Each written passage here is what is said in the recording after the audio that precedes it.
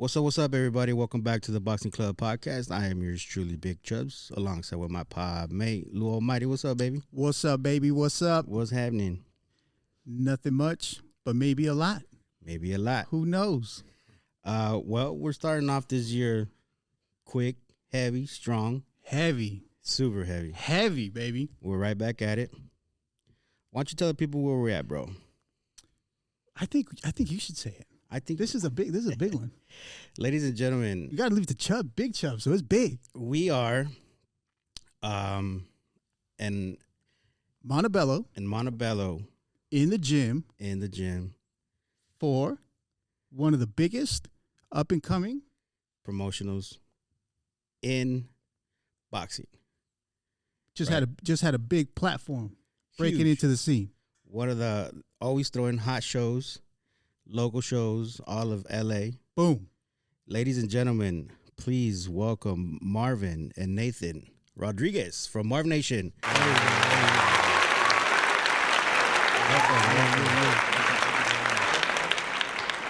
How you guys doing today? Excited. Just blessed to be able to wake up another day. So Hey, don't come on here being shy, bro. All right? Yeah, you this is can't- not the shy show. You can't be shy. We gotta talk. This is not the place to be shy. For sure. yeah, No. We gotta let's have some fun. I tell everybody we're not your average normal podcast. You No, know, we're not, journalists. We're not Nope. media seekers. We're just informing the general public. we're fans. Basically, fans So informing the we, general we public. come at you guys through a fan's perspective. Yeah. So how you doing, Marv? I'm good, man. Excited about coming into 2023. You know, As you should be. Let people where give everybody the location, if you will, if you don't mind, to this gym. You got a pretty decked out gym here in Montebello. yeah, we're here in the city of Montebello on Whittier Boulevard. This gym's been here for a while. Other champions were here before. I know Leo Santa Cruz. This was his gym before. This is where he started, or yeah. he was. This is where he was the world champion. Oh, that's tight. You know, when he became a world champion, he would train here. And then Ponce de Leon was here prior to Leo Santa Cruz. Ponce de Leon. Yeah, so there's a history in this gym here. We actually call it embassy. This is an embassy for Marvnation because we just started something last year that we haven't really gave a lot of information about, but we're setting embassies all over the world, which are gyms that will represent the Marvnation banner throughout the world. Speaking of last year, you threw 14 shows, and you not just in the United States, you went international. Yep. You went all the way to Costa Rica, and you did some in Mexico. How do you go international so quick? You know what? Since day one, for everyone that was there for our very first show under the Marvnation banner, which was in 2021 with Marco Antonio Barrera, in the press conference, we said, Marvnation is not going to be a local club promoter. We're going to go international. We're going to go all over the world. That was our goal. And that same year, we went to Costa Rica. We did shows in Mexico and in Costa Rica. So the banners only span since 2021? Yeah, in boxing, yes. In reality, we started in 2014. We were in the concert business. So we've done concerts with big artists. Like in 2017, we had Nicky Jam, who was like the hottest reggaeton artist. Before Bad Bunny was even known. Right. We did Nicky Jam. We did a concert in Canada with him. We did a concert In Canada? In Canada, yeah. Like, way. Yeah. Because the thing is this, you got to understand, entertainment is controlled most of the time, True, very true. And in the U.S., the music business is controlled by regions, by certain promoters, and they don't let people in sometimes. Sure. So I got the opportunity with Marvnation to go ahead and go to Canada because no one was willing to go to Canada and take a Latin artist to Canada. We took them to the two biggest venues in Canada, which was the Air Canada Center and the Bell Center. They're big, like one is where the Rafters play. Mm. So like a Staples Center. Yeah, like a Staples Which is Center. now crypto. Exactly. It was a big arena. The two biggest arenas in Canada. So no one wanted to take that chance because they said, Latin reggaeton artists, there's no way they can fill that place up, So it was an open market. We jumped in, we took the risk, and guess what? We sold out those shows. Wow. So okay. So you're used to selling out shows. You know? So for everybody, if people tuning in, and I like to call it the casual crowd, we're living under a rock, and I'm going to bring it right back to the beginning of the conversation. Ponce de Leon is a guy that is branded to be the first guy that pretty much beat Broner the first time. Am I correct?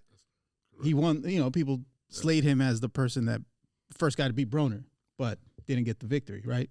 Right. So on top of that, Marv is a promoter the promoter that recently promoted the Prograis fight. Pronounce that name for us, because a lot of people, it's Prograis, right? Prograis, yes. People call it Prograis, Prograis and stuff like that. Prograis. I was told it was Prograis, but Yes. But nonetheless, so you're in boxing only spanned out since 2021, and you're already putting on huge platform shows. Yeah. That was a goal from the beginning since day Wow. one. Wow. But you've also been heavy in the music business. Yeah, we did some stuff that people said was impossible, and we got it done. And then the vision shifted from music to boxing because, my older son got into boxing first, and I realized, like, I'm thinking, well, I know people from these boxing promotion companies, from Golden Boy, from PBC, like I know people that they were actually, my older son was trained by Soto Caras. No kidding. Yeah, Really? He was still a Golden Boy fighter. So I figured, like, okay, it's simple. He's a fighter. He knows the people there. He could get him a fight. But I didn't understand the boxing game, until So you learned on the job, I not to learned cut you on off. the job, yeah. Really? the reality, But I did the same thing with the music business, because the reality is my background is in real estate. I'm a real estate developer, investor.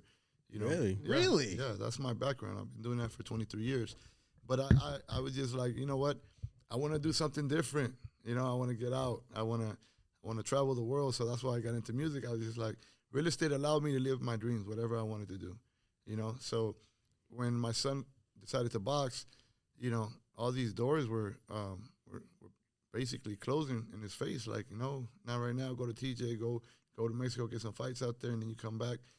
And I said, look, if I did this for artists, I took a risk with them, took them to a country that I had never been to Canada before when I took them out there. And I was like, I took a big risk, and I did all of that, and I did the impossible, which they told me was not possible, to sell out that arena.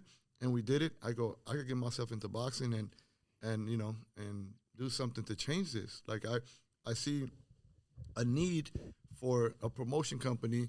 We call ourselves a promotion company for the people, because we're not really worried about are you an Olympian? Are you a 10-time national champion? There's a need for fighters right now that don't have that pedigree because their parents didn't have money to take them to all the nationals. Right. But they have talent. Right. And that's what, if you notice, that's what we've been discovering, a lot of raw talent that, that's starting to show as superstar talent, that would have never got an opportunity, and that is our vision, our goal. We're the promoters for the people, man. So if we were to bring it back, Marv, you started as a real estate developer. Yes. So for your early part of your career, you were considered a real estate developer turned music. Yes. Is it music exec or music promoter? A music promoter. Music promoter turned boxing promoter. Now you're a pay-per-view. You're a big-time promoter now. Well, so you're and it's not 10 years. We're talking 2 years. We jumped into the major leagues, what I'm saying, with the last show. That's the best way to put it. And I have a friend who told me one thing is, like, there's two ways that you can build a brand. He says, with time or with money, and I don't have time. There you go. so that's the thing. We've been doing things that are not done. For example, you mentioned the 14 shows in 1 year. Heavy. International heavy. too, not just locally. Exactly. International too. Heavy. Some of these, that means we did pretty much one show every single month in LA, pretty much in 2022, and there were some months that we had some shows that were going out the same time, the same weekend in Mexico or in Costa Rica. You had one in Costa Rica on a Friday, Yes. and then you had a show on Saturday in Pomona. Yes, exactly. And we ran into you, Yes. and you were dead tired, Yeah. but you were still at your show. Because, one of those connecting flights, I lost my flight. That's right. I was supposed to You be were in late, earlier that morning. I remember. And I got in like right at showtime. Like when the doors open, it's like I'm walking in. You know what I mean? And it was a crazy trip. But sometimes you got to do what you got to do to get stuff done. What's your flyer miles looking like, man? Bro, it's been crazy, man. The last 2 months, I've been in like six different countries and stuff. Because part of promoting is networking. Right. And that's part of growing. A lot of people don't want to put in the work when whatever they do.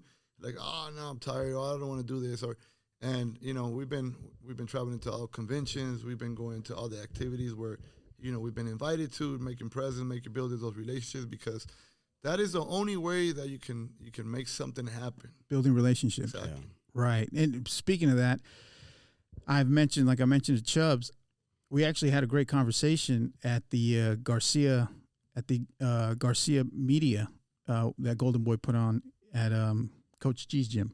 Shout out to Coach G. Shout out Coach G. Coach E. She's doing her thing. Yeah, and I think we have an interview with her next week. Cool. Yeah? Yeah. When I saw her there, actually speaking of that day, she was helping out because it's her gym, so she's making sure everybody was comfortable. And I was like, Coach G, and she looked at me. She goes, "Hi." And I understand she was busy, so I messed with her. Yeah, I walked up to her and I go, "Look at you now with lipstick on. You're too big for me. You got your own gym. You don't say hi. You don't give me a hug." She goes, "No, I'm sorry." Gives me a hug. But my point to that is, so I see you there, and you're right with the networking. You're there, showing your presence. I would have jumped to an assumption, but now you being on these big platforms, now I understand. So you had a great relationship with Golden Boy, which is why you were there, and you were showing your presence. You were there with Moreno, right? Yeah, we were there with Moreno. The reason we have a great relationship with them is that we co-signed Yokasta Valle, which was our first world champion with Golden Boy, because the idea behind that was, first of all, there's no ego. Like for me, it's not. That's the reason. I remember you telling me that. Done. There's no ego. So I remember you telling me that. Like one of the biggest fights that people want to see is Yokasta against Sinisa. Well, that's gonna be a good one. Those are, the best fighters in that division. And at the time, I knew I had a world champion. I knew I had a superstar world champion. Like, we were doing shows in Costa Rica. She was selling out arenas. 6,000, 7,000 people. So I knew what we had, but at the time, Golden Boy and the world. I'm not gonna cut you off, but I do remember, and correct me if I'm wrong. You were saying that they hadn't had the full belief in her yet because she right. Yeah, and you absolutely. were telling them, hey, you gotta watch out. Yeah. You gotta keep an eye out here, right? Yeah. But you guys continue to put in the work to prove and bring it to the table. Right. In the beginning, when we were negotiating, it was to them, it was just another fight, another fighter. Come in, you get a small paycheck, and then you go back home. You come and you leave your title here, and that's it, right? And I said, no, listen, we have a superstar here. We're not going to sell her out. And that's the important thing about fighters having a promoter, behind them. And that believes in them, right? Look for their best interest. Because for me, as a promoter, I could have said, look, this is a quick check. Let's just cash in and let's go. And I said, no, that's not the game plan. I said, the game plan is going to be that we're going to go ahead and continue fighting. We're not going to take that fight. We're not just going to take any paycheck. You're a superstar. In her country, the whole country was shut down. She would be on TV, national television every time she fought. So we decided to just keep pushing. So it's not the time. It's not the time right now. We're not here for the money. We're here to build world champions and superstars in boxing, and for the world to get to know those that haven't got the opportunity to be known. So what we did is we would do fights the same night that Sinisa Estrada would fight, Oh, nice. And nice.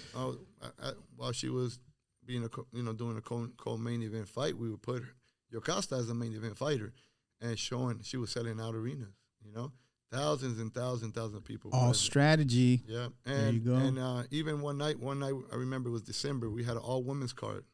It was all women's card in Costa Rica. And right after the fight, Ceniza Estrada, right after her fight, she said, "Oh, we're coming next year. We're coming for Yokasta Valle, from Costa Rica." I got it on video. I recorded it because it was like, okay, so now we got their attention. Now it's like, this is how you promote. And then eventually, when they saw the value of signing her, they said, "You know what? Let's work together." And I'm like, I'm open for it. I don't care. I'll work with Matchroom. I'll work with PBC. I'll work with Top Rank. That's what you told me. So I do remember that. And you said, now that they're paying attention, my pride's not in it. And I'm not going to say, "Oh, you didn't want to work with us then. I don't want to work with you now." No. So you deliberately told her, and I remember almost word for word, you said, "My pride, I don't have pride in this. I can't have pride in this." We can't. No. So now that they're knocking for the opportunity, now we're going to see what the best situation is for the Absolutely. fight. That's the reason that boxing is suffering right now. Pride. You know what I mean? Yeah. Like everybody, Too much pride. Yeah. Just, everybody has their pride on why I can't work with you. I can't work with you. Whatever the reason is. Right. And, we as businessmen, we have to see what the best thing is for the business of boxing. Yeah. You know what Yeah, I mean? yeah, For definitely. the fans. Yeah, for the fans, most definitely. So Ceniza was still with Golden Boy when we signed her. So we were like, oh man, it's like we had a game plan. This is what's gonna happen, and we're gonna eventually do this, this fight. But like a few weeks after we signed, Ceniza Estrada left Golden Boy and went and signed with Top Rank. Dang. But the goal is still the same though. The fight is still gonna. Yeah, because Golden Boy and Top Rank, they do business, right? Yeah. If it's right, If obviously. it's right, yeah. They'll do business, And right now that's gonna be the next fight coming up. Right now, Ceniza's gonna fight for the WBC title, from what I understand. And now both champions will be unified champions. She's trying to unify right now. Yokasta's already unified. She unified at 105, and then she just unified at 108 right now. So, you know what I'm saying? She's a 3-division champion. Yokasta has fought everybody and anybody. And the difference is this. Everybody said, well, she has 2 losses. Yes, she has 2 losses, but if you look at the losses, she really won those fights. But she fought in Japan. She fought in Germany. In their backyard. She didn't have a promoter back then. She didn't have anybody to protect her. She went in their backyard, literally, almost knocked out the champ and still took a loss. That's what happens. It happens a lot, right? But now it's different. Now it's like she has that promoter that will put her in a safe environment. It's up to her to win the fight, obviously, because this last fight was a tough fight. It wasn't easy. There was a lot of people who doubted she could win that fight. That girl, did you know that girl had not lost a fight, from what I understand? She had not lost a professional fight or even an amateur fight. Really? That's what I was told. Not even an amateur fight? That's what I was told. Dude, 75 fights. that's like Lomachenko 75 fights? Yeah. She was a little beast, man. If people didn't know about it, for the same reason, this is what I'm telling you. The girl from Argentina, right? Yes. Yeah, That's yeah, what yeah. I'm telling you. The lack of having a platform to tell your story to people to know you. She's a superstar in Argentina too, but nobody knew her out here. But she was a tough fighter. That was a tough fight. That was a really tough fight. Yeah. Honestly, they didn't give Yokasta really, the people that I was seeing some of the podcasts, they didn't give her an opportunity to win that fight because the other girl is originally a 108-pound fighter. Yokasta's 105. The other girl, should have been a bigger fighter, but Yokasta has the heart of a champion, man. And it was a really good fight. It was a good fight. So it was a good fight. So we have Nathan, El Morenito. What's up, brother? How you doing? You look quiet over there, man. Yeah. He's tuning in. Hey, so I know your dad started promoting, and then your older brother Moreno. Mm-hmm.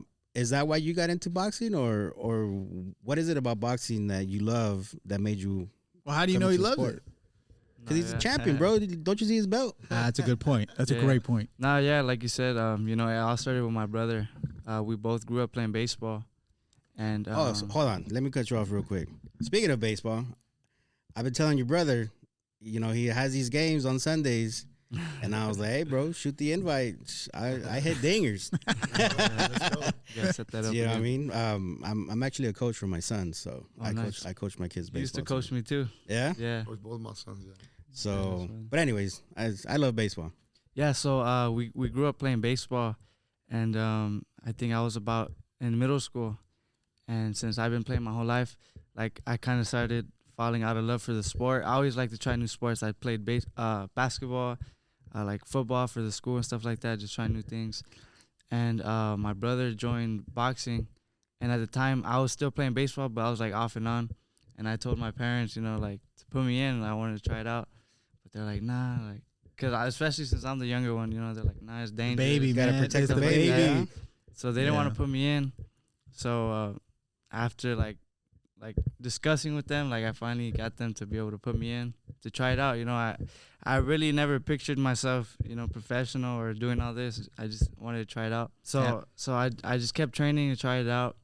And like after the second week, they put me to spar.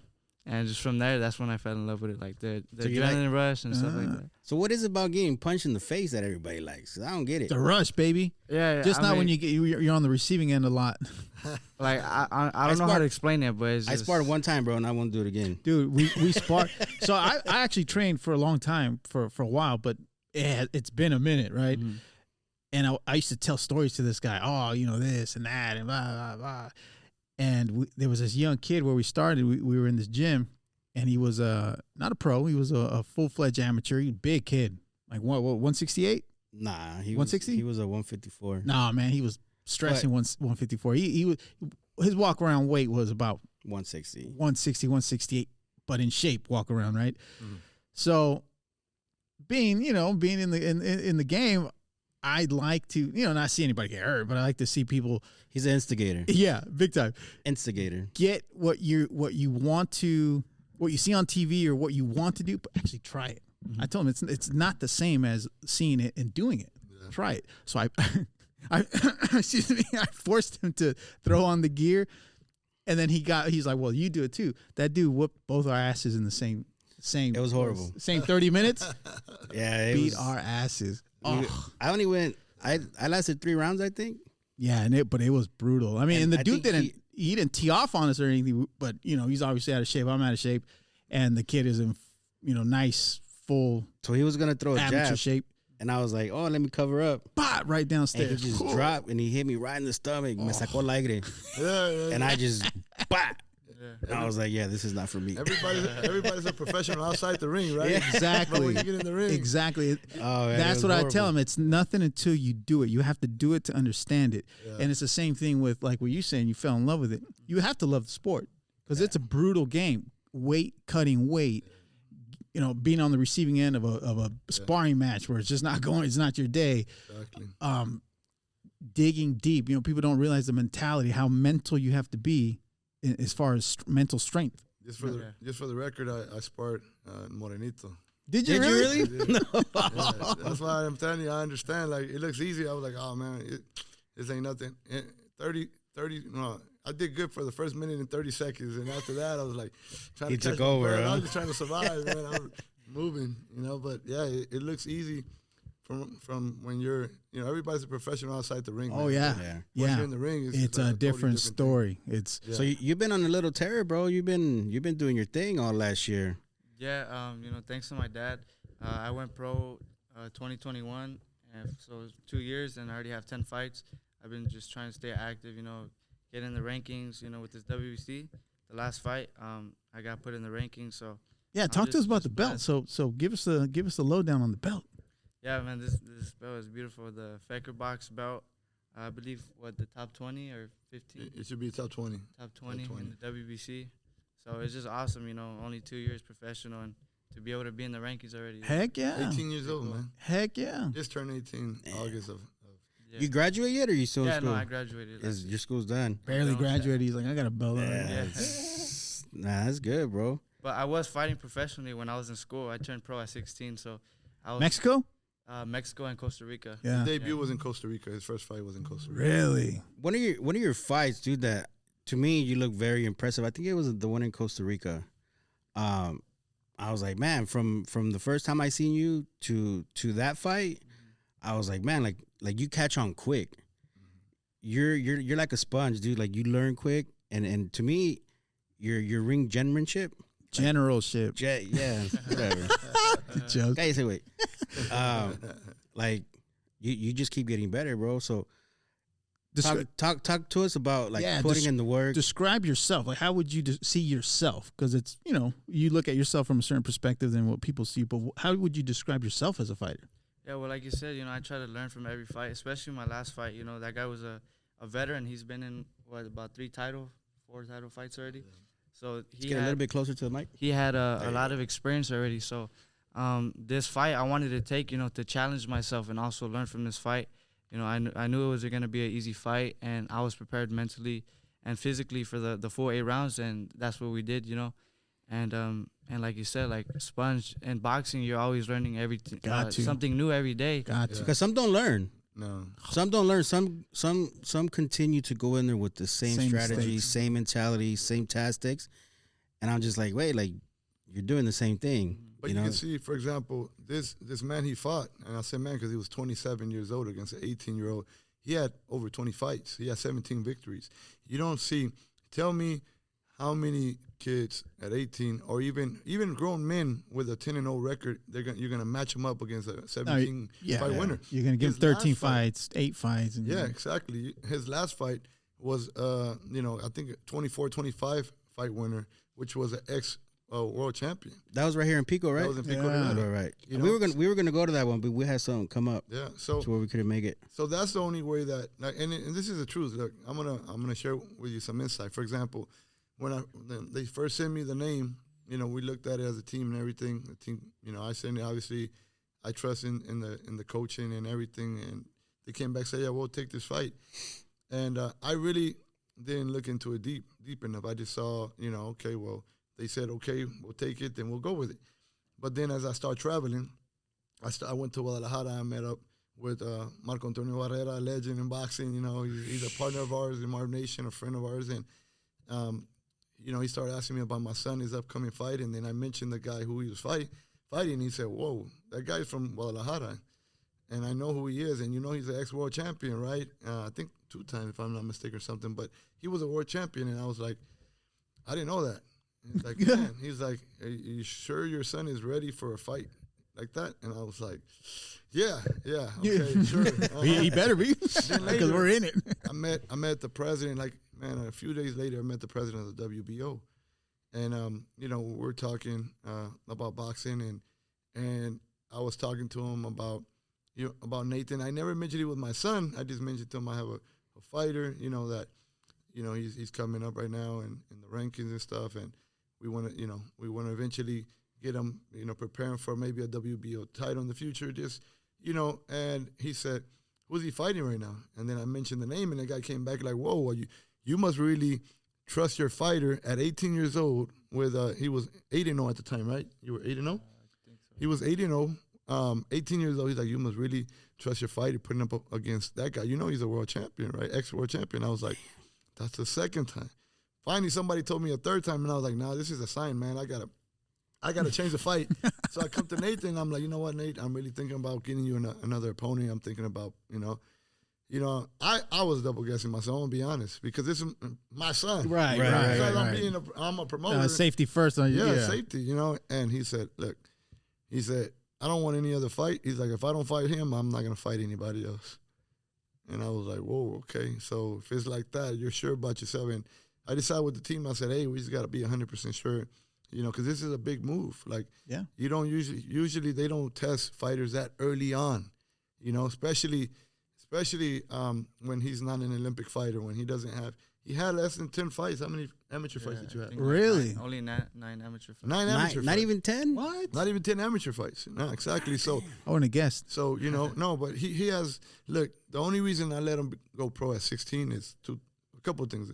His IQ, like you say, he learns really quick. Yeah, you can tell. Really, really quick. I mean, he was sparring, at 16, at 15, he was already sparring people who were professionals, and he was like doing his thing, Another thing is the hunger, the drive, the discipline. Like, we were in the middle of the pandemic, we were still doing shows. We were like probably one of the only promoters out there doing shows constantly.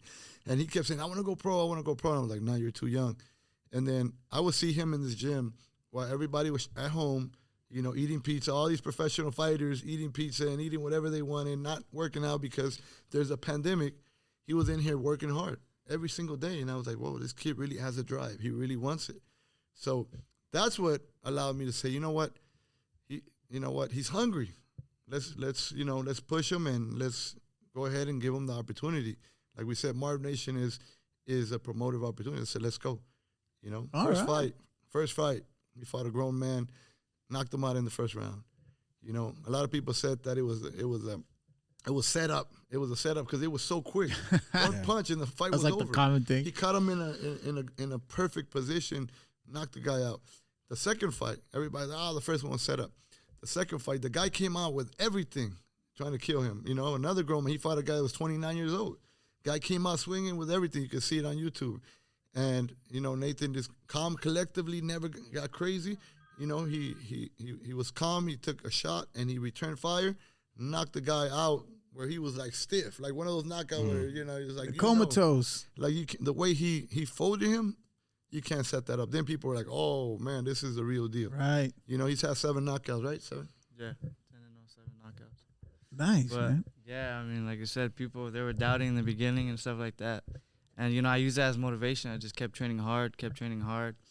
And, you know, it was crazy. Like, my last fight, I think I really I still have a lot to prove, but I think people are starting to kind of see, like, I'm more serious about this now. Yeah. And, you know, God willing, in the future, just get more belts and just keep climbing those rankings. To me, his third fight is when I knew Nathan was special. He was made for it. Yeah, I knew he was made for it. Tell him about what happened on your third fight. So that fight, that was actually in TJ, and I was preparing for that fight, and we already had an opponent set up. There was a promoter out there. We were fighting on his card, and they had gave us an opponent. So I was like, all right, cool. We did our study, our film on him. We trained and practiced for him, and then the day of the weigh-ins, we got there. They switched it up. Yeah, it's so common to TJ. Hey, why does that happen so much out there? All the time. You know what? There's 2 reasons. Sometimes, you know, fights will fall out, and they'll just come, and they'll do a quick replacement, but they won't tell you because they don't want you to walk away. They know you're going to turn on the fight, and they're going to lose money. That's one thing. Second thing is that, you know, sometimes they have a fighter that they're building up, and then they bring, for example, they looked at Nathan like, you know, you were, I think, 16. He was 16 years old, and he was already 2-0. And they were like, you know, this is an easy win for my fighter. He can take those 2 wins, whatever he's already accomplished. We'll take that, and we'll put that into our fighter. So sometimes they'll set you up to lose so they can take your, you know, the work that you've done, your record, basically. Yeah, so the day of the weigh-ins, we got there, and they had told us that the guy couldn't make it in, so they brought some other guy, and I was like, all right, it's cool, whatever, you know, I trained hard, I'm ready for the fight. And then the next day, we're going into the ring, we're walking into the ring, and then my opponent is walking out, like, with a whole robe and, like, some nice, like, a nice outfit. Ric Flair style. Yeah, Billy Joe Sanders style, bro. I kid you not. Billy Joe Sanders. So when we're in the ring, like, the referee's doing the instructions and everything, and I'm looking at this guy, and, like, he has different hair, and he looked a little bit taller, but I wasn't really thinking about it because I was just ready to fight at that moment. But in my head, I was like, damn, this guy looks different. And it wasn't until after the fight we noticed they had switched the guy The person, again. he's like, So they switched it on me 3 dude, times. No way. You remember Lawrence said the same thing. He's like, some of these guys. I mean, you weigh in with one dude, and then the dude You walking fight in the ring, another. it's a whole different guy. That's how they get down right there. Wild. That's how they do it, man. It's crazy. That's when I knew there was something special because I knew that guy came out to win, and I'm thinking, like, man, this is a setup. Like, they just set us up, you know. And the reason I let him fight on that card is because we were starting to build a relationship with that promoter. Like, we're a networking promoter. We build relationships all over the place because that's the way you get stuff done.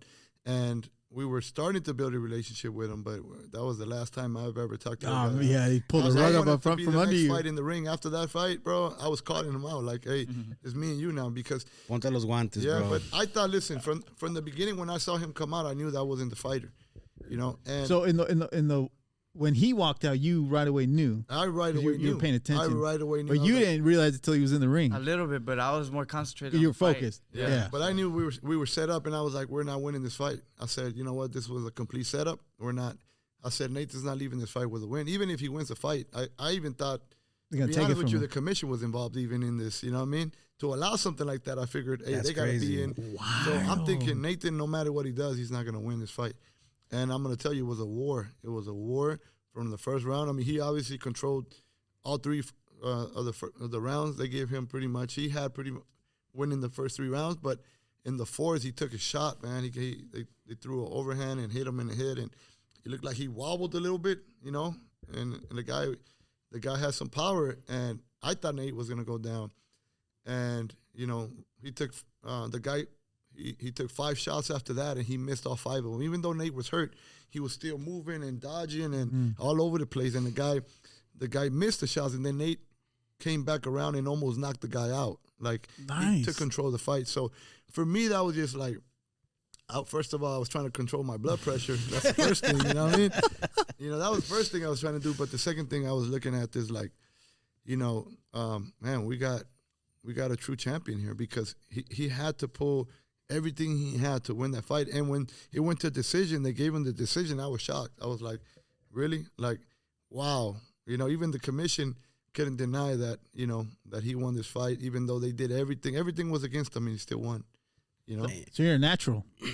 Because if you hadn't been through that if they're switching the guy up on you and the guy was way more experienced, you've got to slowly, gradually go through that to learn what to do, because a lot of people freeze. Yeah. Exactly. That means you're natural. And like I said, you know, I didn't have a lot of amateur fights, so I was glad. You know, I told him I'm glad I went through this, because I definitely learned a lot from this fight. And, you know, from there, like I said, I learned from each fight, and I just keep moving on from there. That's incredible. Hey, so how you're undefeated, right? Mm-hmm. How important is the O? Like, everybody's so caught up on the O. That's the Mayweather era, baby. Yeah. And like, nobody wants to fight scary fighters, or nobody wants to do tough fights because they want to protect the O. Mm-hmm. To me, trying to protect the O is kind of like damaging boxing, because there's no fights happening. Well, that's too. I'm gonna weigh in before you guys give your opinion. That it's 2 different eras. The era of the De La Hoyas, the Sugar Shane Mosleys, those guys would take a loss and fight the next big guy. Yeah. They didn't care. They fought each other. I mean, you could pull up all the videos of these guys just in the mix with fighting themselves. Everybody. Then you had the era following. I think it was like the Danny Garcia era, the Broner era, where the guy Keith Thurman, where I want to wait for the right time to fight that real competition, because I could potentially lose. Mm-hmm. You know, that's what it seems like, at least to the general public.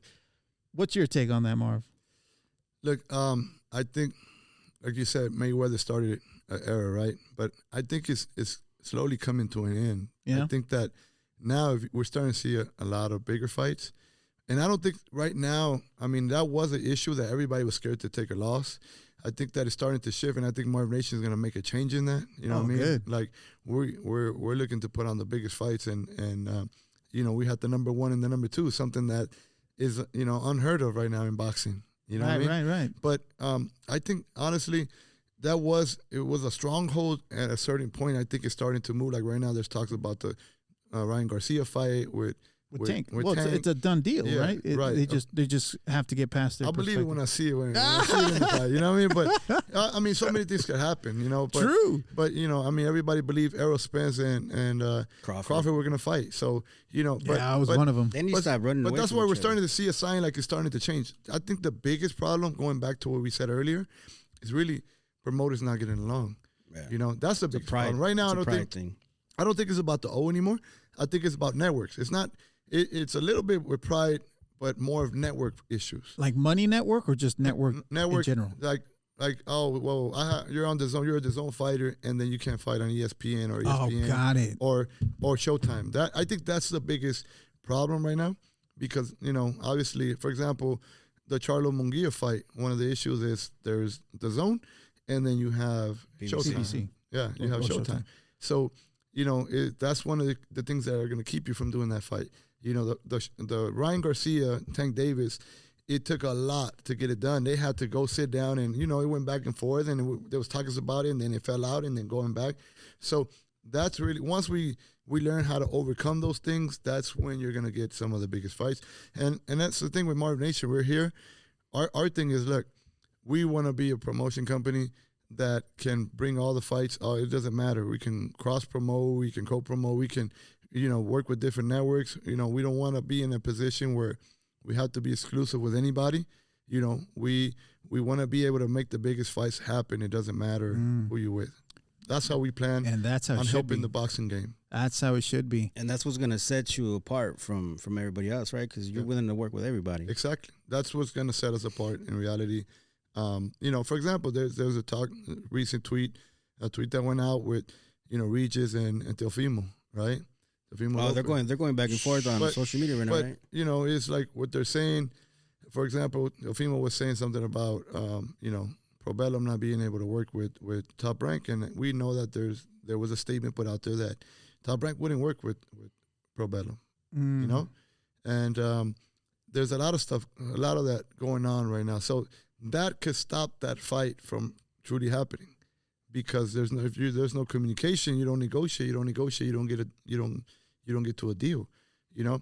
So a lot of these fighters want these fights, but there's an issue with networks. There's an issue with promoters. I was going to piggyback as that question, because the general public, or the casual public that I like to call, they don't realize the back end business side of the deals. They think they automatically will jump to, oh, he's scared of him. Yeah, he's ducking him. I don't think Ducking any fighter is really scared of another fighter, although they have to be smart businessmen in a sense to guide their prospective careers in the right direction. But I don't think, frankly, they're scared of anybody, and I'm sure they want to prove themselves to, you know, beat the next top guy or to be the top guy. But Plus, from a promoter's perspective, what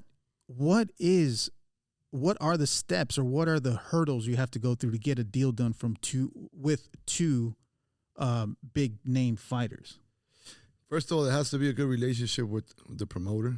Between both guys. Yeah, because usually, like I said, that's where the egos get it, you know, they get in the way, pride and stuff, you know. Oh, I don't talk to so-and-so, I don't work with so-and-so. That's the first thing. There has to be a good relationship between promoters. Second thing is, then you got to overcome the network issues.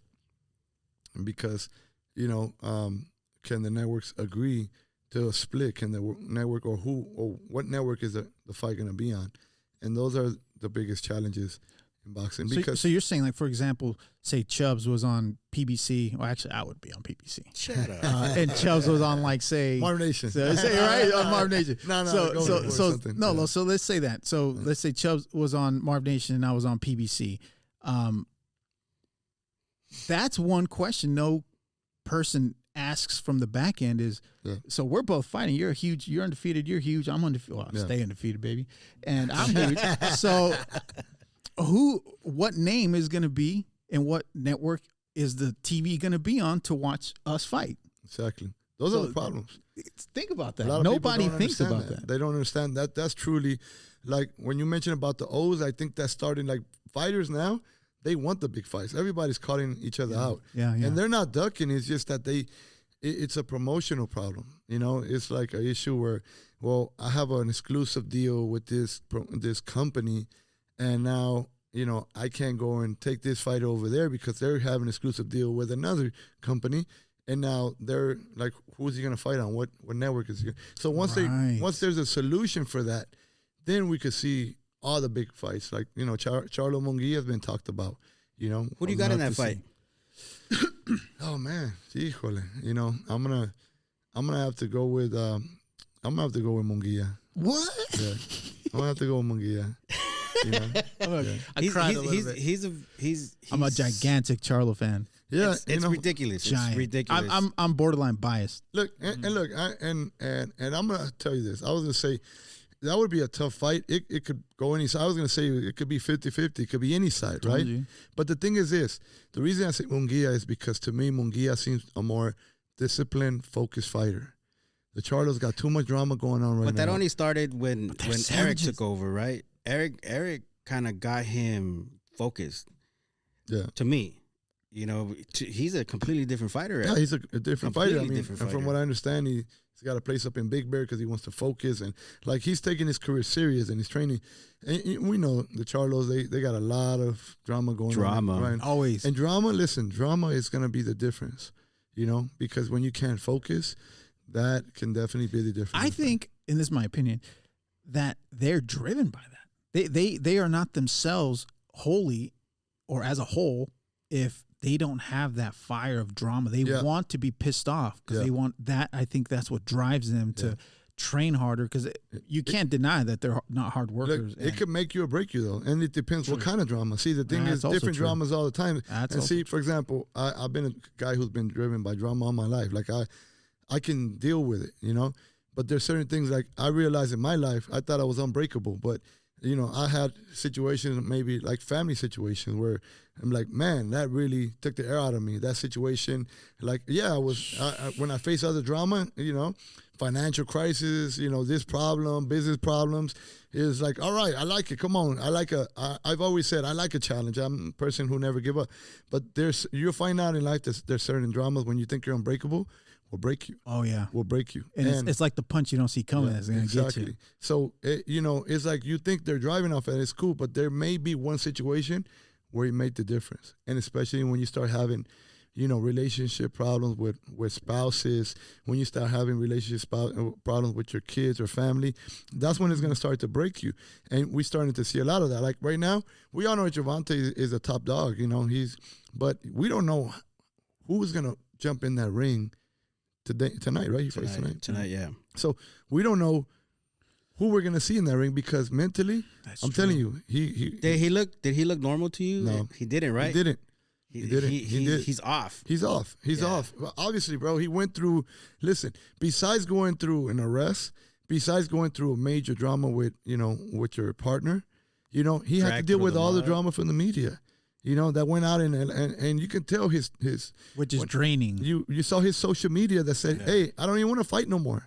That tells you the state of mind that he was in, and that's what I'm saying. Like, okay, he said that. He said that. He said that. Really? I don't want this shit. You guys can have it back. Yeah. Oh. Yeah. Mm-hmm. So that tells you there's a breaking point to every person in life, man. So absolutely. So you know the except me. you're undefeated. Yeah, but you know that could be the difference in the fight. That's why Munguia, going back to Munguia and Charlo, I think to me it's a 50-50. Anybody could win, but just based on Munguia's focus, I give him the upper hand. You know what I mean? Got it. Now, on the topic of Davis, say Davis gets past his Garcia tonight, and he does get the other Garcia. How do you think that goes?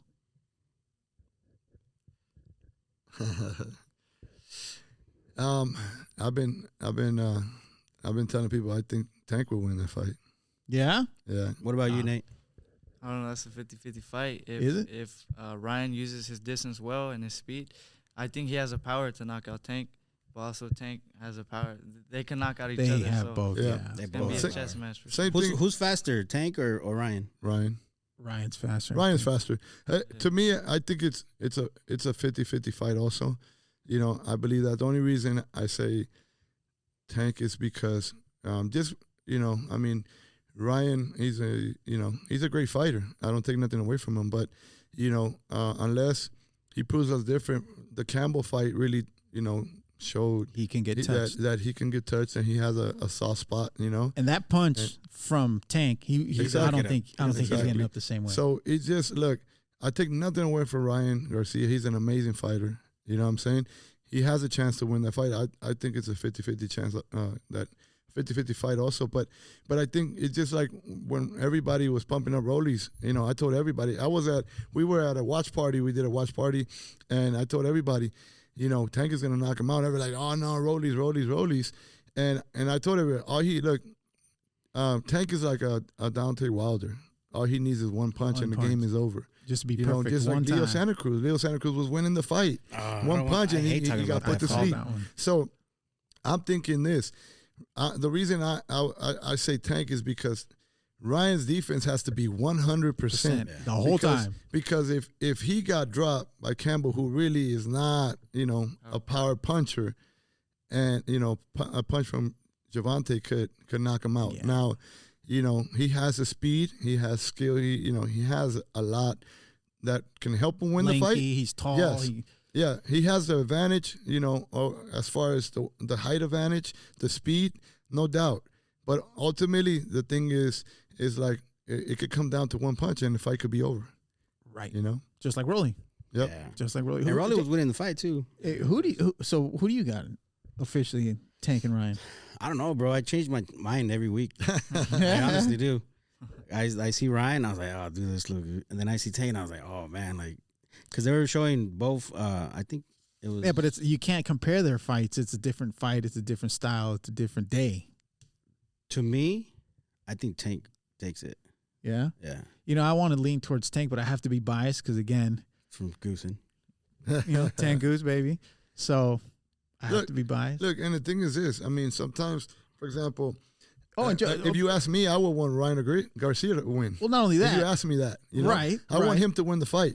But the thing is, you got to analyze. Like if you're asking me a serious question that you want me to answer, like even if I think Ryan Garcia, or if I favor Ryan Garcia, because I'm gonna be honest, I would support Ryan Garcia and hope that he will win. sure. You know what I Okay, mean? that's better worded. See, Yeah. I would hope that Ryan Garcia wins the fight. Right. But if you're asking me who do I think is going to win, and I'm looking at and I'm Analytically, analyzing, you know, yeah. I'm like, okay, I think that Gervonta has a better chance of winning that fight, Gotcha. unless Ryan's defense is 100% and he could protect himself from that punch. On top of that, I'm going to piggyback off of that.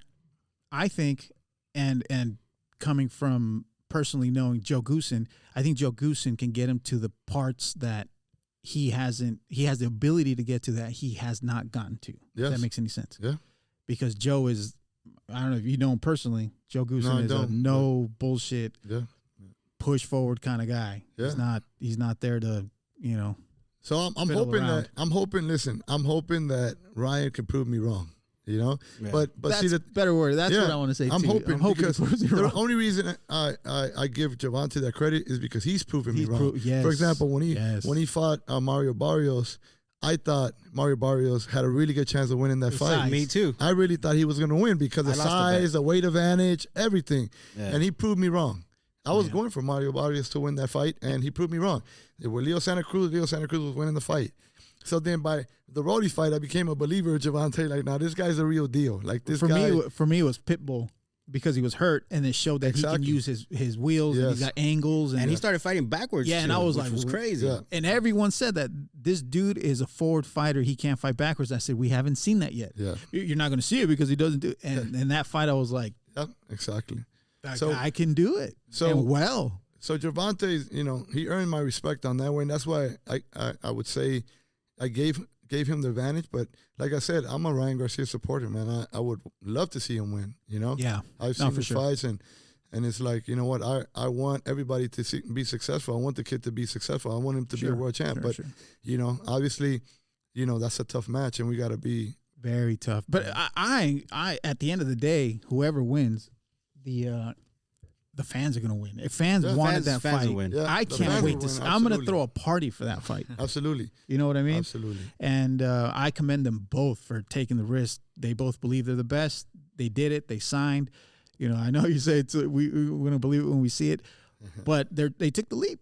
Yeah. And I commend them both for that. So, yeah, but moving on.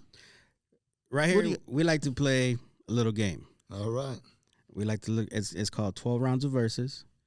We're gonna give you two options, and you have to pick one. Is it both or just Marv? Both of them. Okay. Both of them. All right. Well, some of these are for Nate, and Okay. and So, gotcha.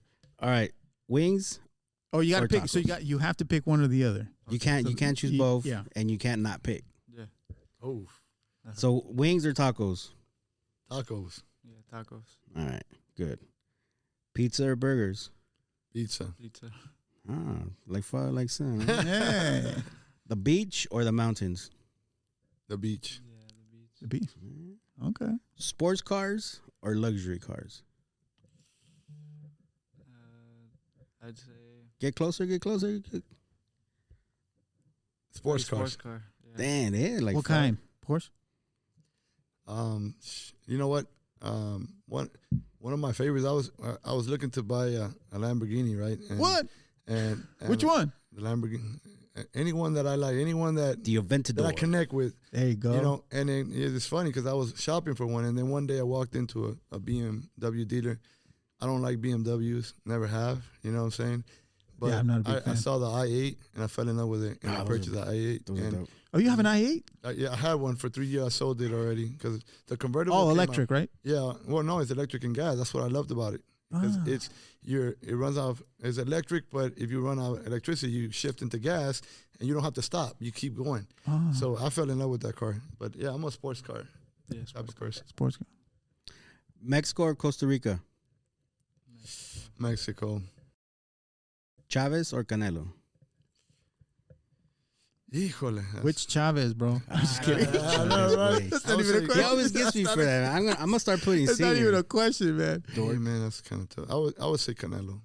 Really? Yeah. Yeah, I would say Mm. Canelo. Probably Canelo too. I understand you picking Canelo. It surprises me. And you know what? And Well, he's a you know, promoter, so No, he's and you know what? analyzed him as a the fighter. thing is this, and the crazy thing is, my first boxing fight that I've ever seen in my life as a kid was Julio Cesar Chavez Sr. with Midley Taylor when he won that fight in the last round. He was losing the fight. And You were that there? was my very first fight that I saw. First one you All saw. the family got together. My cousins from Mexico were in town. We're like, hey, you know what? Let's watch this fight. And That's a miracle. That was a miracle, right? yeah, that was a miracle fight. And that's when I became a fan of boxing and you know, I loved Chavez. But I just think that you know, I think that Canelo right now, he's, you know, Still on his way, yeah, he's still on his way. but he's great. and he's incredible. taking bigger risks, you know what I'm saying? Big risks in his career. Chavez, it took him a while to really, you know what I'm saying, to get there. He just had all that love Yeah, from the country. yeah, from the country. But Yeah. but I mean, I think they're both great. You know, I mean, one's a legend, the other one's on his way to become a legend. Yeah. But I think that Canelo is you know, I mean, he's changing things, you know, in boxing. You know, Yeah. For sure, taking Can- risks. Can you would you tell me that Chavez was the face of boxing? No, No. not in that era. So I don't think so. so that's the difference. The difference is this. The difference is that to me, Canelo, you know, became the face of boxing, Mhm. and not only obviously Chavez was loved by the Mexican fans, because you know he still to this day they support him Oh, 1,000%. Yeah. But His Canelo, bounce back was crazy. but Canelo took Mexican boxing to the world, because now you seen. I mean, I've been to most of his fights, to most of Canelo fights, and you see a lot of UK fans going for Canelo now. When at one point they hated him, but he's defeated every one of their champions. All of So them. so I think Cleaned out the that pond. Canelo has taken Mexican boxing to the world. Yeah. Everybody. Yeah. It doesn't matter what country you're from. Everybody, Canelo, Canelo, Canelo, Yep, Canelo. I agree. Something that maybe Chavez wasn't able to do. Obviously, it's a different era. We have social media. Sure. It's a different era. But I think that, to me, Canelo has, you know, done more for Mexican boxing around the world. You know, now if you want to compare, you know, their careers, then that's debatable. You know, that's obviously you can't compare. Yeah, it's like Jordan, Kobe, Yeah, exactly. LeBron. Yeah. But Exactly. what he's doing in this era, it's undeniable. Even people are like, "Oh, I told you he'd lose." Dude, the guy was huge, and he's accomplished so much already. Yeah. But Deontay Wilder or Mike Tyson? Mike Tyson. Mike Tyson. That's a good one. Netflix and chill or a night out on the town? Night out. Night out on the town. Damn. yeah, they're identical. Penthouse or a cabin? I already know where this is going. Penthouse. Hold on, Marv. Still thinking about it. Penthouse? Yeah. That was a 50-50 question, though, but I'm going to lean toward Penthouse. Yeah? All right. Jump rope or running? I like running. Híjole. I don't do neither. Just throwing that out there. Yeah. I would say running Yeah? too. Yeah. Hey, does your shins hurt after you jump rope after a while, or is that just because I'm No. way too heavy?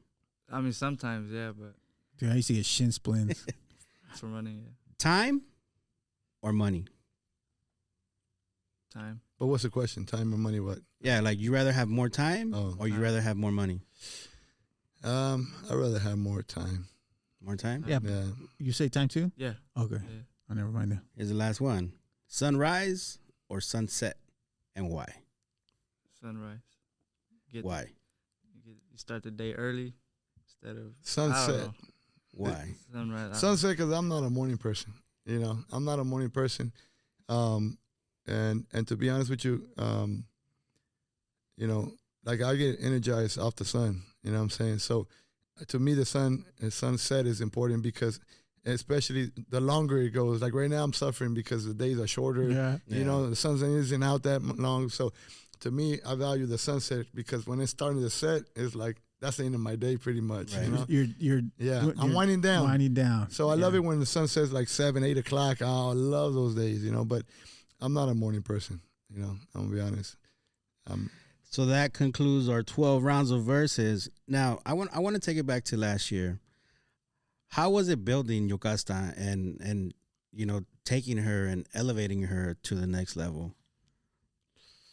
You know what? I mean, it's not easy. It wasn't easy. You know, just like her and most fighters. You know, even though you believe in something special, it's sometimes hard for people to believe and give people an opportunity or to support, you know?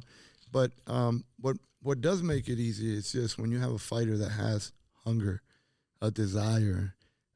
She trains like no other fighter that I've met. You know what I mean? She runs Volcano at 4 a.m. Doesn't matter if it's like raining. I mean, you won't see me in the rain, bro. If it rains, I'm inside. I'm not coming out. You know? So I follow Coach G on Instagram, right? Yeah. And you're part of her training camp too, right? Are you still with her? Yeah. Bro, when they run in the morning, all the boys are in the back. Yeah. And Yokasta, bro, she's like spearheaded in front of everybody. Absolutely. It's mental, man. Yeah. It's that mental. And then it's funny because she's like walking backwards and she's just like, come on, guys. Yeah. You guys got to keep up. Everybody like, else dying. It's hilarious. Yeah. And you just hear Coach G, bro, like laughing. She's like, come on, boys. You guys got to keep up. Nah, it's crazy. One time she gave us like a 10-minute head start and she still passed us. What? Yeah, bro. She's crazy. 10 minutes? Yes. Yeah, like 10 No. minutes. Yes. She's just, I don't know. And it's uphill, bro. It's it's not like uphill. flat. It's uphill. Mountains, yeah. Dude. She has a condition like She's no other fighter that I've insane. seen. Dude, I mean, this is way off topic, but my dad did that to me once. My dad. Yeah? Well, my dad was actually a really good, high prospect, undefeated fighter back in the day, back in his time. For real? Yeah. My dad? That's why you say you're always undefeated? Yeah. My dad's got rock hands, man. No, he my buddy, Esley, Christian, he came back from the Navy. We were up living in the Bay Area, and we went for a jog on the marina. And my pops, he's always with the guys or with the guy, giving us our space, but he wants to, be around or whatever. So we went to the marina. He's like, yeah, I'll go with you. I'll drive you guys, whatever. So it was him, me, and his brother, Ulysses. So we're running. And he's like, oh, I'm going to kick it here, get a coffee. When you guys get back, I'll meet you guys back. I might run. I don't know. And, mind you, is my pops. We're running for a good 5-10 minutes. And all of a sudden we hear, doom, doom, doom, doom, doom, doom. And I look back and I see this dude in the hood. And I'm like, is that my dad? And he just passes us. So we turn it up. And he still passed us up. Mind you, the next day he's like, dude, I could barely get out of my truck. But he did it. And I'm like, yeah, that boxing stamina is ridiculous. Yeah. Ridiculous. Some people have that condition. That's why I work out 3 times a week, man. I work out with Andy, his strength and conditioning coach. Shout out to him. He's a great guy. Oh, dude, that guy is he's intense, bro. We recommend him to all the fighters, man. He's intense. Give us a name. The Lee Smith and Mark, All Gas No Brakes. Yeah, Andy Lee Smith. How is he on Instagram? The Lee Smith. Yeah. Andy Lee Smith. He's strength and conditioning for like a lot of top fighters. He recently worked with Venado, right? He was working with Venado, the world champion, and he's worked with a lot of the big names, So Yokasta, Kid Kansas. Okay, I know who you're talking about. Jose. The whole camp. Jose. Oh yeah, Jose. I think he worked with. I believe he worked with Andy Reese back in the days. I mean, he has he's worked with a lot of big name world champions. Moreno too, right? Your brother does it too. Yeah. Well, there you go. You guys want to get in shape? Yeah, he's got me in shape because I got to keep up. You know what I'm saying? I need to go. I'm competitive, with him, bro. man. So anytime my kids say, "Let's go run," if I want to be in shape to be able to run. If we say we're gonna spar, let's spar. But but I'm in shape too. I'm in shape. It's a different type of shape. Round is a shape, all right? He said a different kind of shape. It's different type of shape, man. But you're in shape. No doubt, brother. No doubt. That's hilarious. Nah, you're good, bro. You're good. Hey, so Marv, I've got 2 promoter questions. All right. I got 2 promoter questions. One is going to be from a promoter's perspective. What catches your attention? For all these, we know a long list of guys that have promotional issues in terms of not having a promoter, not being able to fight. Yep. What do you look for? What catches your eye? Because it's hard to determine whether the dude's going to be somebody, Right. Because talent can only take you so far. You got to have to have determination, hard work, and discipline. Absolutely. And a lot of these young these young knuckleheads don't. Yeah. They have all the talent in the No world, discipline. no discipline. For Marvnation, what we look for, honestly, is more of the character. You know, like I said, we're the promoter for the people. Yeah. So, you know what? I really don't care much about the background. If you had 100 fights, if you had 10, you know, we want to give opportunity to the people. And I've been approached by fighters who were a 12-time national champion, and they were 12-time national champions, and I just refused to continue any type of relationship or work with that person because right off the bat I saw the attitude. I saw, you know what I'm saying? The divanness sometimes. Yeah, I actually had a few fighters like that have approached us, you know? And the thing is this, for me, it's not about, you know, how many championships you had or if you're an Olympian, anything. It's like, where's your heart at? So it's not about accolades. No, it's not. Because the reality is this, why you could have all the talent in the world. I've had very talented fighters, you know, want to work. But if your attitude isn't right, we're going to have problems down the line. Yeah, for sure. You know what I mean? We're going to have problems. We're not going to get along. It's going to be, for example, I want Marvnation we call it, you know, the nation of boxing is where we're coming out with 2023. You're going to be the first one to hear this. Marvnation is the nation of boxing. And, listen up, y'all. And we said, you know, we say Marvnation, every follower, every fan of Marvnation is a citizen of Marvnation. So we're going to roll something out really, really nice really soon. So you guys can get a little bit more information on that. But because we look at ourselves as a family, even with our stable, we have a family that, you know, we come together and we want to have a good spirit. We want to be able to get along. We want to be able to, you know, positive energy, positive vibes, you know. And I told fighters this, we've had issues like always, like between brothers and sisters, you always have problems in family. Happens, Especially me. You know, we've had issues and look, I'm quick to tell a fighter, listen, I want you to be happy.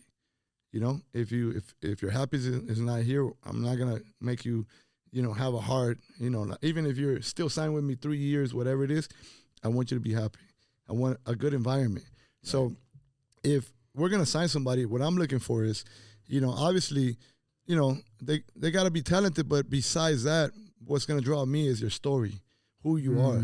For example, we have Adelaida La Cobra Ruiz, shout out, you know, shout out to Cobra, you know. What's up, Cobra? Tremendous fighter, tremendous person. Great person. Amazing person. She's super hi humble to everybody. How you guys been? Yes. Good to see you with the, you know, with her belt. Amazing. Humble, yeah, never, you know.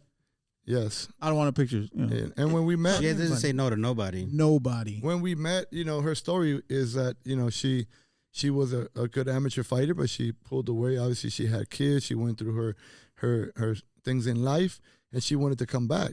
You know, most promoters would have said no. I mean, she was told by coaches, your time is up. You know, like, what are you trying to do? Why are you trying to come back? There's no hope for you in boxing anymore. Go out and do something else. So, you know, we're that promotion that will give that opportunity. I heard her story. I fell in love with her story, and I said, look, I told her, I'm not going to promise you you're going to become a millionaire in life, but I can promise you that you will become a world champion if you work hard for it. I'll do everything in my power to put you in a position to become a world champ. As long as you work hard, you put the dedication, and you do what you do. Now, I'm hoping she becomes a millionaire. That's, you know, women's boxing is changing. Yeah. The reason I said that is because when we started, women's boxing was really like, you know, nothing. It was faint. It was unheard of. Like, you know, any big fights now, it's starting to change, and we want to change that mentality. We're a big you know, Marvnation is pushing women's boxing majorly. You know, we're signing a lot of women boxers because we believe in their stories. We believe, like, most promoters are not doing it because there's no money in boxing, women boxing. That's what they say. Right. But you can change. I'm not going to say I'm going to change boxing because, you know, it's sometimes hard to change something that's been around so long. What I say is I can create a new culture where people could follow. I want to plant the seed. Exactly. Yeah. You know, it's like kind of Jake Paul. A lot of people trash talk him. Me too. Right? A lot of people I did at first. I did at first, but I never did. I never did. And I like. I never did. You know why? Because I learned this a long time ago. You can't change a monster that's been around for 100 years. you know, like organizations and things like that. You can't change that. You can't change the way, like you can't change old school way of thinking. You know, the old school boxers are never going to accept Jake Paul because they have an old school way of them seeing things. You can't change that. What you can do is create a new culture where people can follow that and say, wow, this is new, this is different. And that's what Jake Paul is doing. And you know what? Like, I never criticized him because I saw something new that's needed. And now more than anything, he little by little, he's learning, he's earning my respect to the point where I'm like, you know what? That's great, you know? I agree with you there. No, 100%. Well, let me ask you my second question. Sorry. Let me ask you my second question. So that was the first question, what you look for. The second question is, so you by the way, we've been to plenty of your shows, Derby Room, the setup, the I like the flow Derby of Room. it. You put on great shows. Thank you. Great shows. It's not to put any names out there, but it's never a mess. You're not like, whoa, what's going on? Can't get this, can't get that. Shout out to the Marvnation team, man. The staff. Shout out. They do. They do all the work. Always awesome, and the communication's always there. The fighters, the setup, the ring, the environment, the lighting, the organization. Everything is always key. It's prime time, you know. But now, late last year, you put on a pay-per-view show, a pay-per-view platform. And that was Progress. Well, actually, Zepeda Progress. Zepeda got top billing. Yeah. Right? Yeah. Talk to us about the transition in that. Because obviously, although you put on these great shows, pay-per-view has to be a much different platform, a much different setup. It's got to be a lot of moving parts. Oh, absolutely. It's a whole different monster. That's like I said, the big league. It's like you're playing baseball. You love baseball. I love baseball. I grew up playing baseball. That was my sport. It's like you go from college or high school, you go to, you know, to the single A league and then double A, and then you go to triple A, and then finally you get that call up to go to the major leagues. You know, that's how I describe the transition. It's like we started, you know, obviously, you know, doing a small show, learning from that, going up to double A, going up to triple A. Like the Derby Room for me was like triple A league, you know what I mean? It's like, okay, we're one step from going into the big leagues. Obviously, our plan is to find the prospects, build them up. You know, the Derby Room, the smaller shows are necessary to give the platform to the fighters to grow, to be known, to continue building a record, to reaching the goal. And like I said, since day one, we announced it. We're going to do big shows, major shows. So it wasn't a surprise. We were building ourselves that way. Did people laugh at you when you said that? People, obviously, they doubt you? Yeah, they doubted us. I mean, it's really? like, I mean, listen, we don't got to go too far. When we won the purse bid, people doubted us. You know, when we won the purse bid, it was more negative news than positive. Like, it wasn't like, congratulations, good job, Marvnation. Now, you know, you're going into the major league. It was more like, you know, oh man, it's another Triller. They compared us to Triller. What? Yes. Did they really? Yeah, Did they really? No, brother. Listen. Let me tell you what happened. A lot of people don't understand this. I didn't hear that. When we won the purse bid, right? When we won the purse bid, right? Oh, explain to people what the purse bid is, because I was going to piggyback on that one. So you guys got this fight off of a purse bid. Just quickly give us what that is. Let me explain that. So usually, Regis is signed to a promoter, and Sean Cepeda was signed to a promoter. Right. They didn't come to an agreement as far as where, what, how much they were going to get paid. So it goes to a purse bid. When there's no agreement, the sanctioning body puts that fight up, and any promoter can now step in and bid on any promoter. Any promoter. Gotcha. Any promoter that's registered with that sanctioning body. Mm-hmm. You got to pay, you know, your fees to register, whatever. But then you come in, and when we stepped in, we didn't know how much the bid. You don't know, and this is right. The way it's a private bid. It's a so private you're putting in what you think that fight is worth, and then everyone else does the same thing. This one was online. It used to be in person, but because of COVID, they did it on Zoom. So everybody sends in their bid before, and then they open up the bid, or they tell what the bid is according to every company. So we came in. We just wanted to make sure that we got the bid. We wanted to make sure we were determined to do this fight. You know, number one, because, you know, Chon, he's from Southern California. It was going to be the biggest fight of the year. It was going to be, you know, two great fighters. It just made sense for, like, this could put us on, you know, on the map worldwide with a fight. Right. For us, it was a branding thing, to be honest with you. That's what it is. Gotcha. And that's what it got us, you know. So we won the purse bid, and we came in with the highest. The one under that was 1.2, and people are like, "Oh, you guys are crazy." But the reality is, you don't know what the purse bid is, right? You literally got to analyze the value. You got to analyze, and for me, I'm gonna be honest. I'm gonna say this. I don't think I've ever said this, but originally I was thinking 1.5 million would have got us a purse bid. Some people are like, some people said, you guys don't know what you guys are doing. So many different things. But the thing is, we were determined to win that purse bid. And there was a question like, 1.5, will it get us that purse? You don't know. Right. It's like a guessing game. It's like a gamble you're taking. Right. So, I met with some of my partners that said, let's just so 1.5 was our first purse bid that we were going to put out. But you don't get a second chance. Our last one was 2.4. So we were like, which one do we go? First, middle, second? And we had like basically an instant, a second to decide which one it was. And we said, we're going to go with 2.4. And we made a big splash because of that. Right. We wanted to make big news. We wanted to, make sure we got the fight. And then we wanted to also send out a statement. Fighters, you have a value, because the reality is, if you think about it, this is the two biggest fights, for these two fighters. Yeah.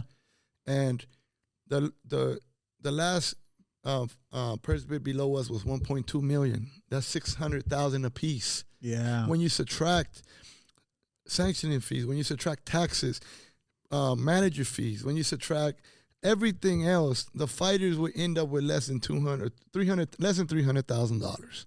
You know what I mean? Yes. So for us, it was like, look, Marvnation, we're stepping in.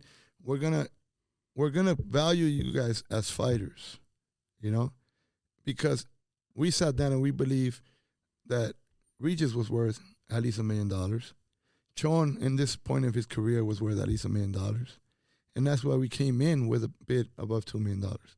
But we sent a statement out there to the fighters, hey, you know what? If you work hard and you earn it, we have no problem giving it. So you guys had an aim to just have the fighters paid anyway. Yeah. So it wasn't necessarily we're just trying to teeter-totter on what the number could be. No. You guys valued them like, hey, they deserve $1 million a piece. Yeah, absolutely. Nice. That's one thing that we said, it's $1 million fight for each one. I don't care what anybody says. They're going to put their life on the line. That was going to be the toughest fight of their career. Yeah. You know what I mean?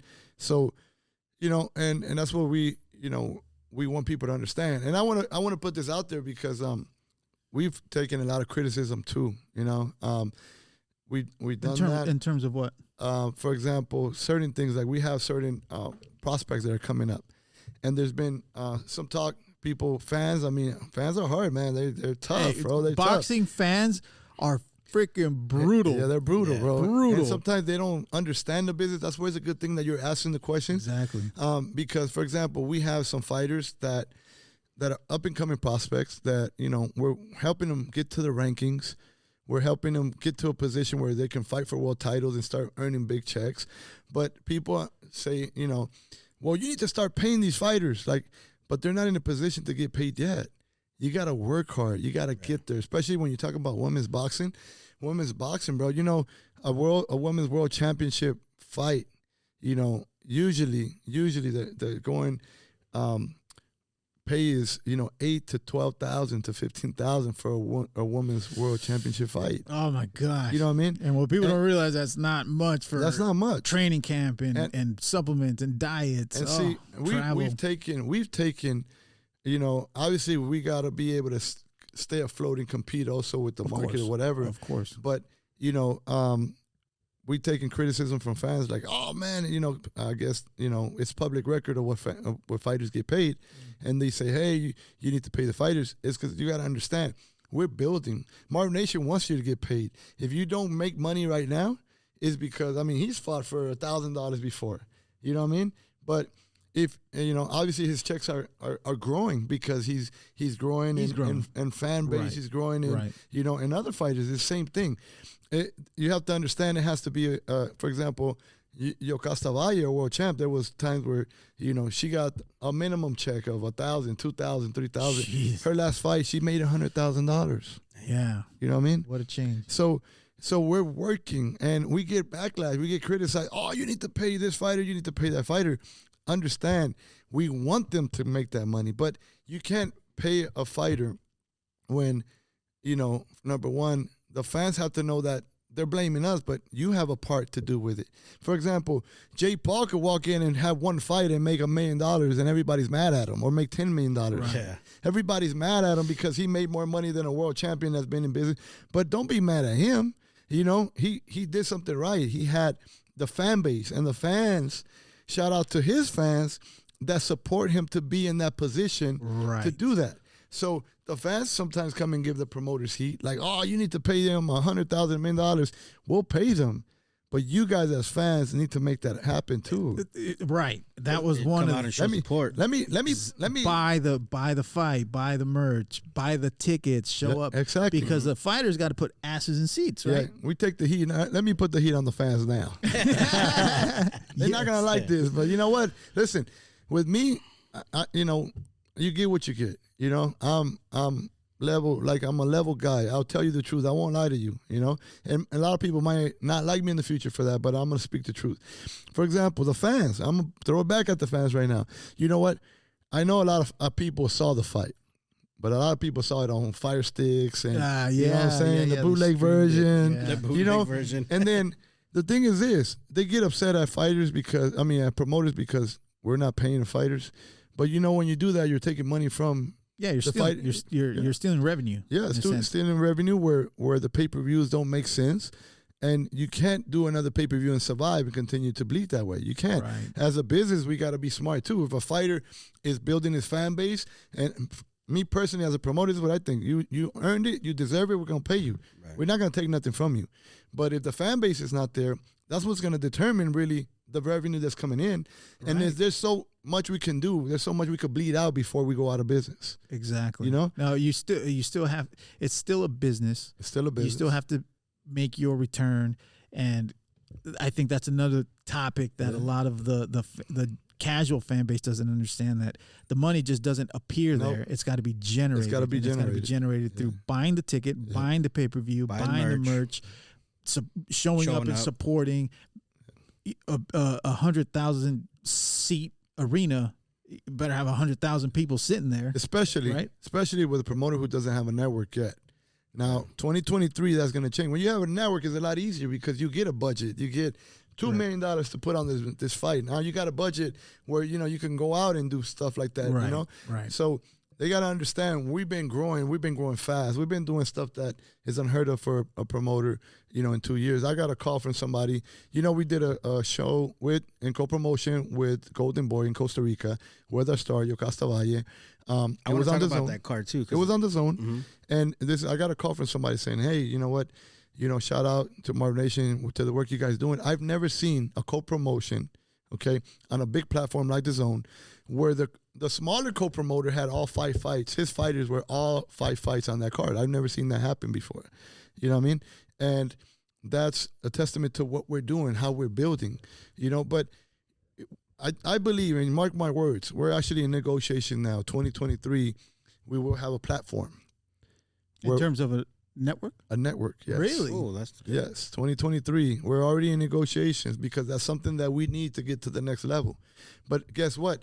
The reason that people are paying attention is we have something that they need. Obviously, this is the way business works. If you have something I need, I'll invite you into it. Yeah. If you don't, then you know what? I don't have no need for you. We just so through the power networking, like I was talking earlier, through the power networking, that's one of my strong points in networking with people. I like to build relationships to grow, and we built such a network internationally in Mexico. 2023, with this network of promoters that we came together, we're putting on 52 shows in Mexico on national television. 52 shows. Every single Saturday, you're going to see an hour of boxing, and we're only able to do this because of that. We're not a huge international promoter yet, but we're getting there because we're building those relationships, and that we're going to be on national television. So our brand, our company is going to be throughout Mexico, throughout Latin America. That's dope. And then because of that now, guess what? We just created content. Yeah. Content that even these big networks don't have. You don't see fights every Saturday on big networks on. No. You don't. No, they don't have that. We've created that. So now people are paying attention. And we have right now 3 different deals that have come to the table. And we're trying to see which one. So you got choices. We got choices. And besides this, let me Beautiful. tell you something. We were already working on that because I'm not a guy to sit around and just wait, for something to happen. Fall in your lap. We were building actually Marvnation TV. And What? yes, and we're actually now completing the process. So we should be out maybe in the next few weeks. If we don't sign a big deal, guess what?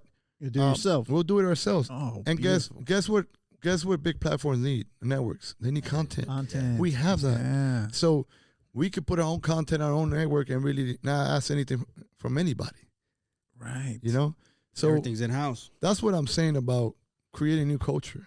Like everybody thinks, I need to sign with this big network for me to survive. No, you got to think outside the box, create something different that people will follow. And I'm telling you, when you see a platform where you have fights every Saturday, and not only every Saturday, but names that you know, because we're going to take some of our fighters. Morenito's going to be fighting in Mexico. Cobra's going to be fighting in Mexico. Yokasta's going to be fighting either in Mexico and Costa Rica. Because not only, it's not limited to Mexico. We're going to do some of the fights in Costa Rica. We're going to do some of the fights in LA. Guess what? They're going to be on national television in Mexico. Yeah. So we're going to be doing different things, brother. That's cool. It's doing big things. See, Hey, that's you're awesome. making your own lane. And let me tell you something. You're the first that's going to break that news. You're the first to break Y'all the news. heard Guys it. Heard that here first. Y'all on the heard Boxing it. Club podcast. You're Breaking news. Because we haven't said that to anybody yet. Man, Exclusive. that's really, really big news, man. And we're proud of you. Congratulations and on, we appreciate on taking that lane, and thank you for sharing that with us here Heck first. yeah. Appreciate it. We appreciate the hard work you guys do. We're working slowly Yeah, but slowly surely we're getting getting there. there. Like you said, we're building relationships. That's it. Yeah. We wanted to create an organic foundation for, again, there's tons of boxing guru channels that are just, they want the. And no, we don't buy views and likes and none of that shit. So we wanted to cater to the people like with these questions. People, the general public doesn't understand how the promotional side works. Yeah, they don't. And that's why we wanted to cover that. So I know, and I hate after such a great, breaking news that you just gave us, but I want people to hear your side of the story because there was you got some backlash from the previous pay-per-views, and there's a lot of things that happened, with Regis coming out saying that his check bounced when it really didn't. Let me outline it. And then the whole ping-pong situation with him not fighting. Mm-hmm. Can you clear the story and can you just, absolutely, we want to give you this platform so you can let the people know your side and what happened. Yeah, let me outline it first though, for in case anybody's misconstrued. So on the pay-per-view fight, Zepeda Prograis came out almost immediately on a tweet saying that his check bounced, his purse check, meaning the check he got paid for the fight, but it didn't. It bounced. And we did a video, and a lot of media started rambling about pointing fingers and shame on people, shame on this. And a few days later, my man Prograis comes out and he starts thanking everybody. Oh no, it cleared, everything was good now. Everything's great. The next day he came on. Thank Marvnation, thank the Easter Bunny, thank Santa Claus. and it was kind of, in my opinion, it's kind of like, man, you stuck your foot in your mouth. Like, why would you do that? Yeah. And we got the man himself. Give us the your end of it. Well, first of all, let me tell you, it was my birthday. I wake up. Right? Oh, that's right. It was your birthday.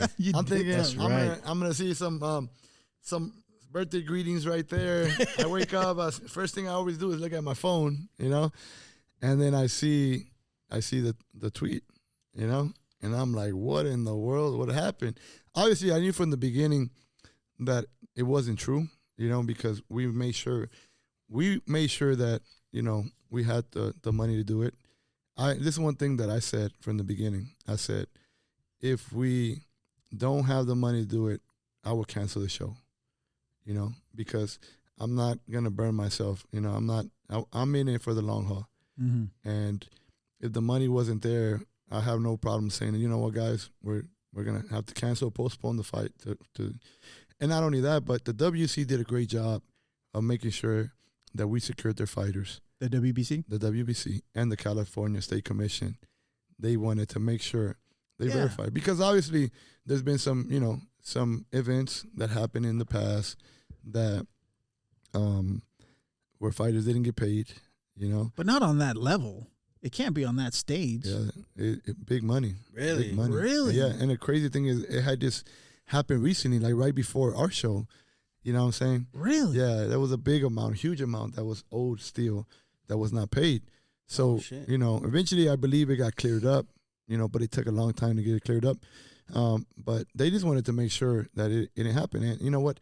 And it's a good thing. But see, once again, there's pros and cons to this situation because a lot of people, when the news came out, people didn't know the circumstances, right? Right. And people blasted us, bro. They were like, oh, shame on you, this and that. And I even had somebody say, if you don't pay Regis, I'm going to come break your leg. I mean, like, God damn. bro, it's serious, bro. Fans are brutal, man. It's crazy. You know? Hey, you guys got to chill out, man. You know? Chill. But, Damn. yeah, but we took a lot of backlash, too, from the media, you know. But, you know, a lot of people, see, I told you guys this is going to be another, you know, one of those episodes. And I seen one of those tweets. I told you. People, I got the comparison, not to Triller. I didn't see that one. I got the comparison to Rock Nation. They were like, oh, they're coming in to splash money and then they're going to disappear. I forgot to even point that out. When we won the purse bid, I was telling you guys earlier, 5 minutes after we won the purse bid, I was getting a call that ESPN wanted they wanted us to talk. They wanted a story, right? And I was like, cool. You know, we'll put it out there. And then all of a sudden, you know, I start seeing my social media and it starts going crazy. Marvnation, a little promotion called Marvnation won the purse bid. And who is this? Oh, who is Marvnation? They compared us. They said that we were MTK undercover. That's what they were saying. Oh, my gosh. You know? What the hell? That's what they were saying. If you go back and you read the stories, it was, Marvnation is an MTK undercover. They're being funded by MTK. You know, there were stories out there that said that, you know, we were like, who do we work for? Are we a part of Golden Boy? Are we a part? I mean, it was so many crazy stories out there. All these allegations. Yeah, you know, they were saying that we were doing it for clout, that we were going to win the purse bid and drop the fight because in 10 days you have to drop a deposit. And it was a huge deposit. And they said they're not going to pay the deposit. They're going to end up defaulting. And there were stories out there. So when all of this negativity came out, what I did is I stood quiet, you know. I stood quiet because usually that's how I handle stuff. I mean, for me to come out and speak, it's got to be on another level, you know? I stood quiet. I said, look, we're not going to say nothing to the media. We're not going to give any interviews. We had some interviews that were set up and we canceled everything because we were like, you know what? We're not going to talk right now because people taking it twisted. People are not going to believe what I say anyways because they don't know me. They don't know my company. Some of them have never heard of. The people that were from California or the places we've been working, they know who we are. They know what we've been doing, but the people around the world that was bringing these stories up, they didn't know it. So I said, we're going to talk with action. We're going to present the people who are coming on board. You know, we had, you know, Pat English, one of the most respectable attorneys in boxing, you know, that has represented huge deals in boxing. We brought on board Mike Taffert, who you know, did HBO, all the huge HBO fights with Mike Tyson, like billions of dollars of pay-per-view. So we started bringing aboard some of the best in the industry that knew exactly what they were doing. And we said, we're not going to talk. We're just going to go ahead and present this. You know what I mean? We're going to show people with action. And that's what we did. Then the news started picking up, oh, man, they're doing a deal with this person and with this person and with this person. So they started to understand we were legit. So you were looked at to fail from the get-go. From the get-go. So when the whole Regis thing came out, people were like, I told you. Yeah, exactly. Oh, my God. So when that came out, people were like, see, we told you this was going to happen. People don't understand, though, that the banking system, I mean, there's been so many, the banks have been hit with billions of dollars of penalties for money laundering situations and stories that have come out about people laundering money to banks. Yeah. They become so strict, man. You can't write a check now without them trying to verify if it's really you. If you can't make a deposit without, for sure. I have business partners who deposited money into the accounts who are legit business people, but because they didn't like the amount of money that they deposit, they close their accounts. They close their accounts. They send them letters saying, you know what? Come pick up a check. Yeah, we're suspicious activity. We don't want to continue doing business with you. Take your check. So imagine we had an account that was open separately just for that fight, you know, just for that fight. For bookkeeping was the easiest way to do it. It was, you know, open for that fight. It was a brand new account. and over $2 million went through it in 48 hours. Whew. Oh, yeah, So the bank right away, Yeah, red flags. The crazy thing is, Chon Cepeda got paid. His check cleared, They decided to flag it on the last 2 checks, which was Regis, and there was one more fighter out there. But the reality is all they did was put a hold on it. Which is normal. It's normal. For Very $1 million check, they want to make sure. I mean, I'm surprised they didn't do that with Chon Cepeda. I'm really surprised they didn't do that. It comes down to the branch I've learned, in reality, and everybody that I and I'll let you continue here, Marv, but when we put that video out stating it's allegations we don't know yet, and I think we just did a premature post, I got text messages and a few DMs on it. They were like, with like big laughing emojis and LOLs. They're like, doesn't this, I'm just quoting what it said. It's not me saying it, but they were like, no. Doesn't this fool know that when you deposit a big check, there's a hold? That's just how the banking system works. Yeah. This guy's, and I got a lot of, this guy's new to the big money, money. Yeah. And it's common because I've personally deposited $10,000. Me and my dad ran a business for a couple of years, and we would deposit $10,000. And these were business checks, exactly. $10,000, $50,000, and we couldn't touch that money for 5 business days. Especially when it's a new account. And a new account. So that was the issue, and I knew from the beginning, like, I'm going to be honest, I got a call from the state commission. I got a call from the WBC. Really? Right away. Oh, wow. Right away. I'm telling you, I woke up to my birthday, instead of happy birthday, like, where's my money? Hey, how do you not have all these wrinkles, Marv? That got to be stressful. You know what? You just got to understand. This is my thing in life is, why stress if it can't be fixed? You can't do anything about it. And true. Why stress if it's going to get fixed? I'm stressed right now. You're going to eventually fix it. That's how I learned to live. Like, you know what? If you got no control, there's nothing you can do no matter how much you stress. If you got control of it, then don't stress, you're going to fix it. Eventually it's going to get fixed. And that's how we dealt with it. We were like, look, I knew it was going to get paid out, and the commission knew too, because like I said, they verified. They just wanted to know what happened. And I, explained to them, the WC, what happened. They came out, thank for their support. WC came out and said, hey, calm down. It's going to get fixed. We made sure they actually, because they took backlash too. Like they were telling the WBC did? They were like, oh, you see, you shouldn't allow new promoters to come in with these big amounts, and shame on you guys. And it's your fault. They were blaming them. They came out and put a statement, we verified, and the California State Commission verified everything was going to be okay. So they knew it was going to be all right.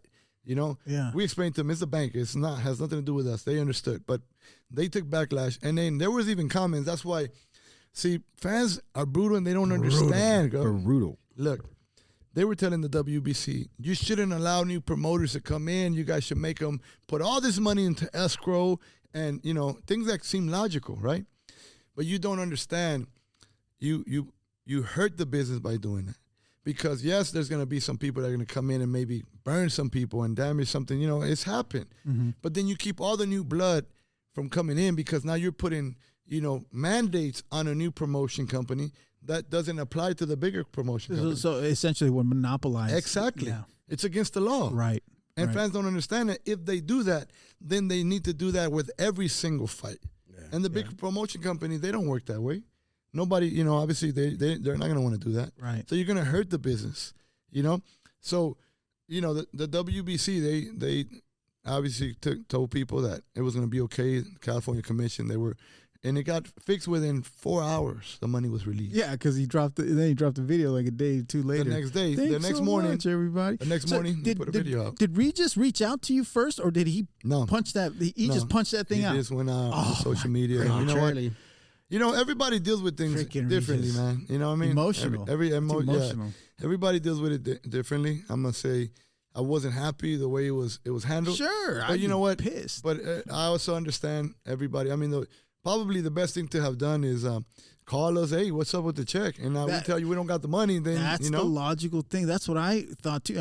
I called Chubbs. We spoke about it briefly, and I told him, "Do you think he called Marv or somebody?" And I told you he didn't. And he goes, "I doubt it." No. And I go, "Why would this guy not reach out logically? If I ever got a check from a vendor or a operator that paid me and it didn't clear, and it's happened. Yep. Who's the first person I call? The person that the check came from. Exactly. Hey, this check didn't clear. Are we going to get another one? Is there a problem? Should I worry? No. It's a different account. Let me send you another one. And it gets resolved. Exactly. It got resolved within 4 hours, man. That's good. But you know what? I wasn't happy, especially waking up on my birthday. But I'm gonna tell you this though. Like I said, I think that news went more viral than the fight itself. A day before. It did. It was a couple days before. Yeah, they were talking about the check more than the fight. Yeah. So it actually, it was bad publicity for Marvnation, but eventually when it got cleared up, we got a lot of love for people. Like I started traveling. Like a few days later, I started traveling to conventions, to places, and people showed us love. Like, hey, that wasn't right. What was done to Marvnation, you guys are trying to do something good. And you know what?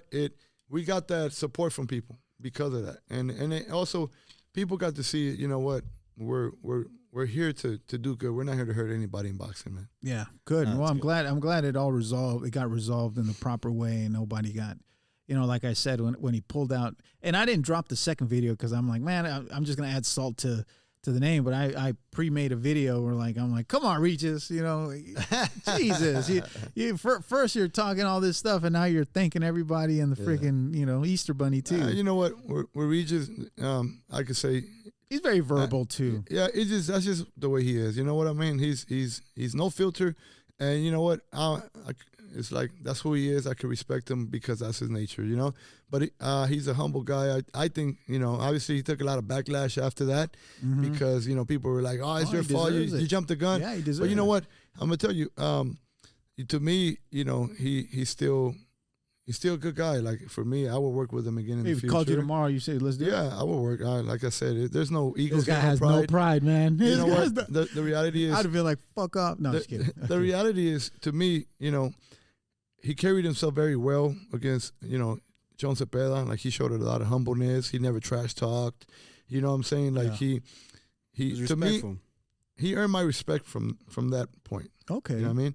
So I'm not going to let that little one situation, well, it wasn't little, it was a huge situation, but it was a big problem for us. But I'm not going to let that kind of just, like I said, he got emotional. Some people get emotional, they jump on there. Everybody gets emotional over money, that's for sure. And it can happen to anybody. Like I said, I'm not a person who go out there and really respond to negativity. I usually say, hey, I tell people, it's going to go away, just leave it alone.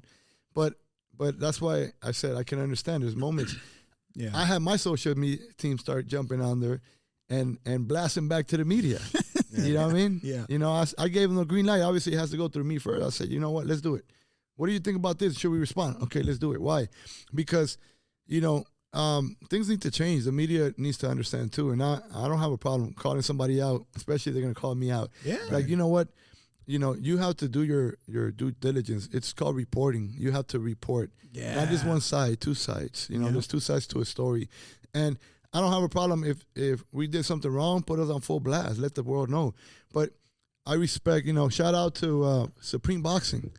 Shout out to Supreme. Shout out to Supreme Boxing. Shout out to those 3 people probably that reached out and say, hey, Marvnation, what's happening? What happened? Can you tell us your side of the story? What happened? It's simple. The check's on hold, and it's a big check. And what happened? They didn't report that side. They reported, hey, something happened with the check. We've been told that it's a hold on it, so they reported the true story. Right. But a lot of people jumped on that wave and they reported that. And, you could damage somebody. You could damage. I don't care. Honestly, for us, at the end of the day, I think it did us more good than bad. I would say it was a bad thing, but like I said, we got a lot of support from people afterwards. The negative turned into a positive. And it took the news into the world. And then, yes, the negative turned into positive. So for us, it wasn't that bad, but you got to do a better job because you can hurt somebody's life. You can take somebody's career, damage it for life. You can take somebody to commit suicide right now. Yeah, yeah, that's for true. sure. Some people might not take it how Marvnation took it, like, oh, it's gonna be fixed. Because it could seem like it's the end of the world. Like, for 1 second, it felt like, man, the world's against us. Yeah. Everybody, Yeah, because if any lesser person could have been like, oh, now we're tainted. Now we're not going to be able to do another show. And people were questioning, are we coming? Ruined. Yeah. There's no coming back from this. We had some of our people and staff saying, are we going to bounce back from this? I said, absolutely, because we did nothing wrong. Yeah. We did nothing wrong, and the world will know the truth. But the media has to do a better job, because the next day when the truth came out and Regis posted the video, the reality is not a whole lot of people jumped on that news. Crickets. Yeah. It was quiet. And You pay attention, you media, you clickbaiters. Pay attention. Clickbaiters, for See, sure. do your due diligence, man. Stop doing the drama for your benefit. And guess what? And guess what? Then our social media team went out there and hit some media up like, hey, what happened to the story? You guys are quiet. Yeah. And they didn't like that. They didn't like that. I bet. They didn't like that. They didn't like that when they went on their page. They'd be like, hey, you know, if that was fake news you reported, next time get the real story or get both sides of the story. They didn't like that. Oh, no, some people, instead of apologizing, they came back and be like, no, well, it's just still your fault. Like, how is it our fault? That's ridiculous. I'm not gonna say no names, but I bet I can guess who it is, and I'm not gonna say it. You know, they were like, it's Get your your act fault. together. It's your fault. You should have wired the money. That's you know, they made crazy. excuses. Oh my gosh. The commission requires you to have a check the night of the fight. Yeah. So they were like putting up excuses of why it was still our fault after everything got cleared up. So, you know, That's crazy. But you know what? Shout out to the ones that have done a great job. Thank you for you know, for that support, for putting out Oh, absolutely. that story and letting people know, hey, don't jump the gun. Thank you, you know, Yeah. Supreme Boxing. Thank you for, you know, asking, and those people that came out. You know, Absolutely. the beauty of boxing. You know, she called us. She called Marvnation. She gave us a call and said, hey, Shout out to you, Melody. and she supported us. Yeah, thank you, Melody, because all of those supports are the ones that kind of like held us up in that moment. Yeah, I Like bet. there's some people that bet. believe in us, you know. Yeah, I bet. Most definitely. Do you want to touch on the ping-pong situation? Or Yeah, absolutely. Nothing's off the table here, guys. you know, just because we had Westside, we were at Westside last week, and you know, we gave him the platform, so I figure it's only fair to give let you you the give your platform piece. as well. Yeah. Well, you know, I haven't seen the interview yet. It's not out yet. It's not It's out out yet. already. It's out. It's not Oh, on YouTube. audio. It's on Yeah. Okay, Spotify. I haven't seen it. I haven't heard what they said, but all I can tell you. Nothing negative. Okay. Nothing negative. no. Even if just- they did, listen, it was everybody's nothing entitled negative. to their own opinion. You know, all I can do here is tell our side of the story. Yeah, You no, know? and they made it clear. They said, you know, we still got respect for Marv. And so forth. and that's what I was gonna open up with. Like, I got major respect for Westside Boxing. We've worked in a lot of different shows. You know, you know, it was unfortunate what happened. A lot of love. Shout out to Ping Pong. You know, we wish you the very best, man. We really, truly, you know, you still have our support. You know, anything that in the future we could be a help of, we're still open to work. You know, it just that some things happened during the show that a lot of people don't understand. You know, shout out to all the fans. They gave us a lot of backlash. His fans? His fans. He has- he- and he's I'm got gonna a say, huge he has a crowd. big following. I'm gonna say, listen, no hate to the fans. The reality is, you guys have the right to be upset because you didn't see your favorite fighter, the person you came out to support, you didn't see him come out. You know. Now, the only thing I can say with that is, you know, there's always two sides to a story, and the reality is, it wasn't that we didn't want him to fight. Okay, it was our first big production at that level. It was a pay-per-view. We had never done a pay-per-view before. And at that level, everything is counted every minute, every second. There's a program that's done way before how the fights are supposed to come out, what the time limit for every fight is. And in boxing, there's something called a swing bout, you know? And What is that? The swing bout is that... Oh, a swing bout. A swing bout. Yeah, a swing bout when you have a card that's overstacked and it may not have enough time to be on television. Those fights are either they're held there to be put in the middle of a fight. Or is that why there's fights after the main event? sometimes? Exactly. Gotcha. That's why there's fights after the main event, Gotcha. because those fights were there in case there was a knockout or two and there was a big space, and then you throw in a fight in between so To that keep people the momentum going. keep the momentum going, and that's how you close out. When those fights are not able to be done because you run out of time, you put them after the main event. So, Ping Pong, let me make it clear, he wasn't supposed to be a swing bout. He wasn't originally. Okay. There was a few that were possible swing bouts, but we realized, okay, we came into an issue with the commission that held us back maybe 15, 20 minutes, 30 minutes before we could start. So we started late. That was already like a negative. It's something that we didn't. It was unplanned. It was unplanned. That's a fight or two, right? Yeah, That's at least one fight. At least one fight. And that right there made a difference in the schedule.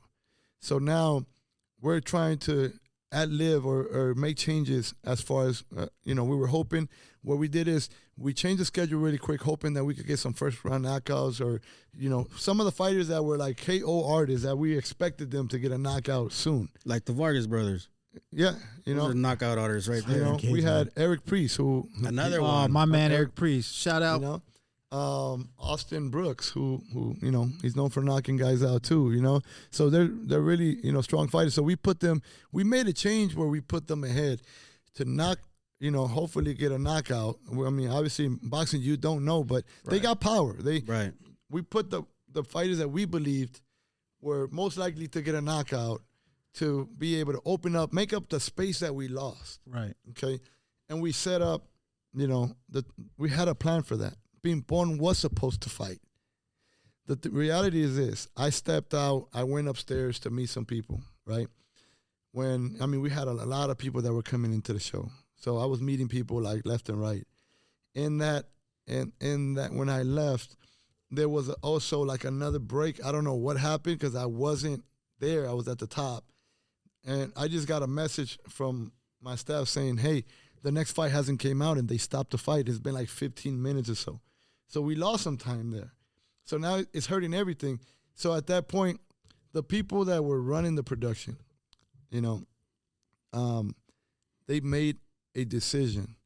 We don't have enough time to do this. We're going to have to hold Pimpon back, and they threw in another fight there that was shorter, that I'm going to be honest with you, if I had to redo everything back over again, I would have let Pimpon fight because Pimpon had he had a good chance of getting the knockout. And I think we could have made it up. And then the other fight that came in was a 4-round fight. So it could have been placed in the middle of the main card. It's easier to put a 4-round fight to fill in than a 6-round fight. Right. But obviously that decision was made. We can't take it back. You got to think on your feet too, right? Yeah, in the moment. It was in the moment, obviously I take full responsibility because it's my show, I told him I'm not, I think other people made that decision. That decision didn't come from me, from him not to fight. But at the end of the day, I am the promoter. So I am responsible for the show. And, I told them, listen, I apologize. This is not something that we wanted to do. We were hoping that we could get him in, in between the main event, which would have been probably better for Pimpon, but it didn't work out that way. Right. It didn't work out that way. And like you said, usually after, because they kept announcing he's going to come up, he's going to come up, he's going to come up, because we were hoping too that, the Regis and Cepeda fight would stop early. I believe we had up to 10 o'clock. Remember, we have a contract with a venue. Right. That's union. You can't just go to them. This ain't the Derby when we can't be like, oh, we need another hour. Right. All right, let's go. Let's do it. Right. They got people that are on the clock that at a certain time, union wages, they triple, quadruple when you go above what the contract is. So we had to 10 o'clock. We were hoping that by 9 o'clock the fight was over, and then we could throw those fights in there. I think it was one or two fights that were needed to fight. So it didn't happen that way. They kept panning out. The Cepeda fight ended at like 9:50, 9:45, 9:50. And I did try to negotiate something with the venue to get the fights done. They said, they came back and said, it's like 60,000, 70,000 for an hour. God damn. And I was like, look, my God. I was so worried about what was happening, because not only do I don't want to look at it like normal promoter, like, screw it, we'll pay you guys, because that's what happens when a fighter doesn't. It happens all the time. This isn't something that just happened with Marvnation. This happens all the time in boxing. You're right. Promoters, if they can't make it happen, all they do is say, here's your check, thank you very much, you got paid, go home. You didn't fight, but you got paid. No, I've been to shows on lower level fighters where I showed up and had the shirt on, and did I miss him? He didn't come out, and then he says, no, I didn't get to fight. But the thing is this is the thing. I'm a promoter who has 2 boys who fight. I see their sweat, tears, the sacrifice, them starving themselves to make weight. You know what I'm saying? To me, it hits me different. It hits me different because I don't ever want no fighter to not fight. Right. I hate when we drop a fight. I hate when we lose a fight. I hate that they have to go through a sacrifice and then the last moment you're told you can't fight.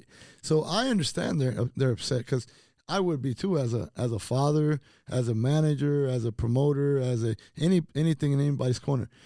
But I just want everybody to know, and I hope they understand. There was nothing I can do. I was willing to try to pay the $60,000 because that's the type of person that I am. I'd rather say, look, I'm going to take a loss because this was my fault. You got to man up and understand it's your fault.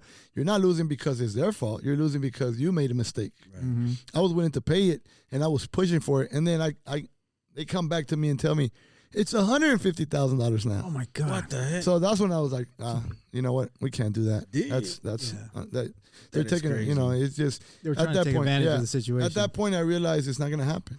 Yeah. You know, I feel bad because he didn't fight, and I know the sacrifice that he did. We did offer them to come back on our show. We did offer to give all of their fans tickets to, come see. Oh, you Ping Pong. did? Yeah, I did. Yeah. Oh, okay. Yeah. That option is still out there. It's up to them if they want to take it, if they want to come back with Marvnation. I understand that there could be emotions that get in the way sometimes in how you feel a certain type of way, or maybe, maybe they feel that, it wasn't professional enough and they don't want to deal with us. They have that right. I don't take that away from them, But all I can say is that, to all the fans, if you guys want to come back, when Ping Pong decides, if he decides to ever come back to fight for us, you guys, we'll take care of it. We'll make it right, And if you feel that we owe you anything and, you want to come to a Marvnation, even if Ping Pong doesn't fight, you want to come to one of our shows, we'll make it right. We're not just, usually there's no money back on fights, They tell you cards are subject to change. Of course. And Right, if yeah. the fighter changes, you don't get the money back. That's the way it that's is. how it works. But we handle business different. Very we want to good. make it right. Oh, very There good. you guys go. Now you guys got it from both. Both sides. We're not biased. We're not picking sides. We're just, we Letting them speak we their show, piece. We show everybody Yeah. love and we give everybody respect, man. Yeah, So, Yeah. much love for West Side. Respect to you guys and Ping Pong. You know what? We hope that we could 2023 that we can come together again, and if we can be a help, man, we're here to help. Definitely. That's There you go. awesome. Oh, now, before I forget, the last fight, and I think it was the last fight that you guys had in Costa Rica, Mhm. I'm a big fan of Kyle. I feel like he got snubbed out there. He definitely got robbed. It was, man, Yeah. he had control of the whole fight. no, it happens, man. And he got headbutted. He got cut in the second round, I think. Second round. Yeah. He got cut in the eye, and he was bleeding a lot. Yeah. Yeah. So they were trying to stop it, and he was like, nah, like, I'm good. They did a good job in patching him up, but he kept controlling the whole fight. Yeah. Anyway, and he lost. I was like, We're still just so you know, what? we're still we're still debating that fight. We're still basically putting a petition to change that fight. That first of all, listen, the decision was complete trash. It was. I'm gonna tell you why. horrible. I'm gonna tell you why. Horrible. I'm gonna tell you why. Number one, as you know, anybody who knows boxing, under 4 rounds, when you get a cut, there's a no decision. Yeah. When it wasn't intentional. And there's the decision should have been no contest, basically. Worst Accidental case. headbutt, unless it's Victor Ortiz fighting Floyd. Yeah, it was an accident headbutt. Exactly. And so the decision was bad. I don't know how they came up with that. Another thing is that in the first round, he should have got a knockout. He should have. He should have got a knockout. He should have. Because usually there's no standing 8 count, in boxing. Yeah. The referee came in, interrupted the fight. He Yep. gave him a standing 8 count. For some reason, the commissioner claims that in their books, the standing 8 count is still valid in their books. They justified that. But they can't justify the cut, stopping the fight dude. and giving him a loss. We're still fighting. Listen, like I said, I take things personal because I look at it like that was my son in there. What would I want to be done? I haven't given up. We haven't got the results that we want yet, but I continue to press. I'm still pressing. You still have something in motion? Yes, we still have something in Good. motion. There's still a little chance, there's still a little chance that, it can be fixed, but you know, that's sometimes certain commissions, when you deal out of, you know, certain commissions have an experience. They never experienced something like that. Right. You know, that's what you have to do when you go internationally. A big shout out to you, Kyle Edwin, right? Kyle, is that? It's Kyle Edwin. Yes. Yeah. Big shout out to Erwin. you, bro. Erwin. Yeah. Keep doing your thing, man. You're something special, man. And keep your head he's up. exciting to watch as well. Definitely. So, Yeah.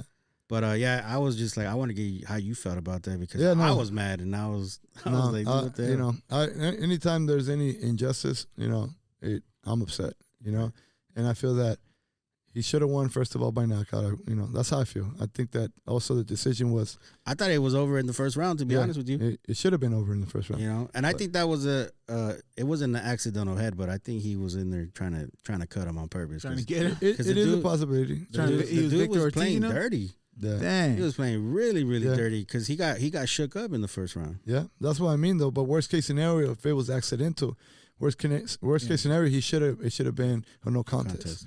You know, Nathan, where do you like to fight the most, bro? Costa Rica or Mexico or here? I mean, I'd probably say here, LA, because it's where I got most of my fan base. I mean, it's nice fighting in different countries, you know, making new supporters out there. But I think right here is where the crowd is most live and I get the most support. Yeah, Los Angeles is no joke, man. Do you hear the crowd? The last fight I did, usually I don't. But I remember especially the third round when we were cracking each other. I heard the crowd for sure. Yeah. Speaking of how you feel, how to feel, not even the fight. I'm talking about like the build up to it. The build up to it. How did it feel watching your pops? He's up there in the media, in the press conference, you know, with your coat, your sunglasses. How did it feel? It's like, that's my pops, man. He's running this show. Like, I'm, you know, proud of my dad. Like you said, you know, only 2 years for Marvnation. He's done a lot. To make this big of a splash and do this big of a card, you know, like I'm proud of my dad.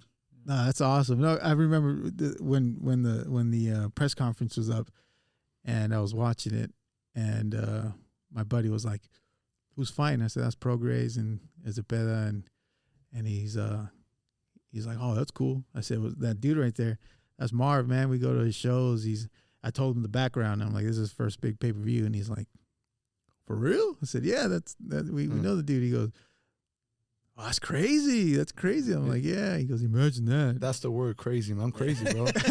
Because I'm gonna tell you something. Listen, I had made a life plan for myself that by 40, I was gonna retire. You know, I mean, real estate has been good to me. You know, it's allowed me to do everything and anything I've ever wanted in my life, my dreams, and I plan to retire by 40. Unfortunately, my older son decided to get into boxing at 40, and it changed my whole plan. You know, and had to shift the gear. Yeah, it changed my whole plan. Like instead of working less, I'm working more now. Damn. You know, but listen, I could have retired and I could have avoided all the headaches. But number one, I want to leave something for my kids to say, hey, anything you put your mind to, you work hard. There's nothing impossible. If people told me that you're crazy, it's impossible. I'm gonna be honest. I was just a fan and a casual fan. I wasn't like hardcore fan. I mean, even to today, they mention stuff that I don't even know about. Cause put it this way, you know, shout out to my boy Marco Antonio Barrera. We're really good friends now. You know, we're partners. But he's a legend, and I'm gonna be honest with you. I've never seen any of his fights. I didn't even know who he was at one point. Really? Yeah. No. You know why? Oh, I'm gonna tell you why. God. I'm gonna tell you why. Because I told you the story. I saw Julio Cesar Chavez. Right? That was in the 90s. Yeah. Mm-hmm.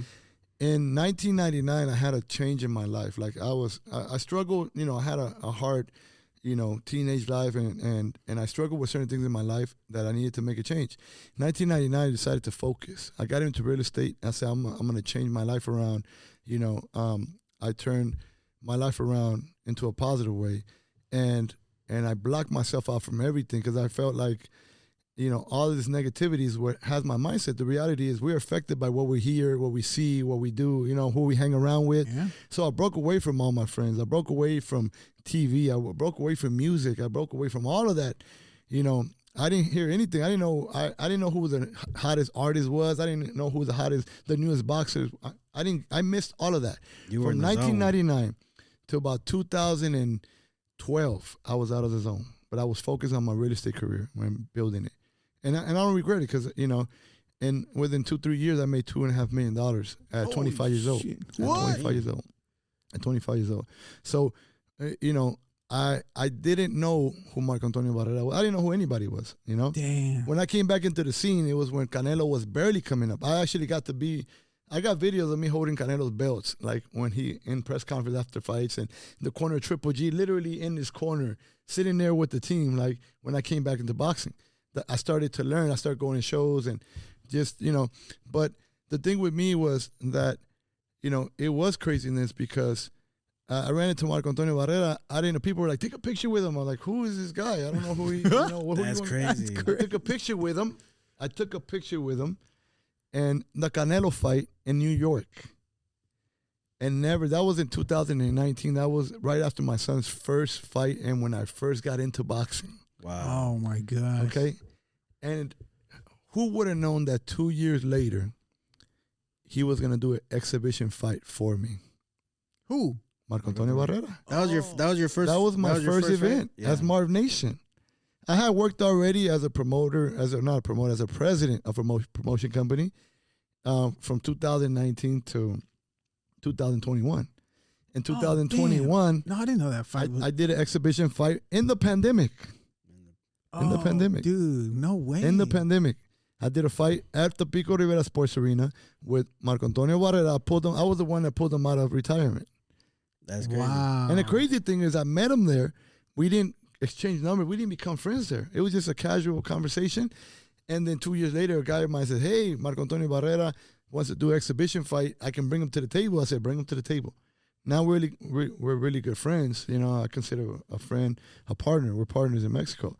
So the thing is this, it's just to tell people, quiero que mi raza sepa esto, to all our Latinos, our Mexican people, all of us, anything is possible when you work hard.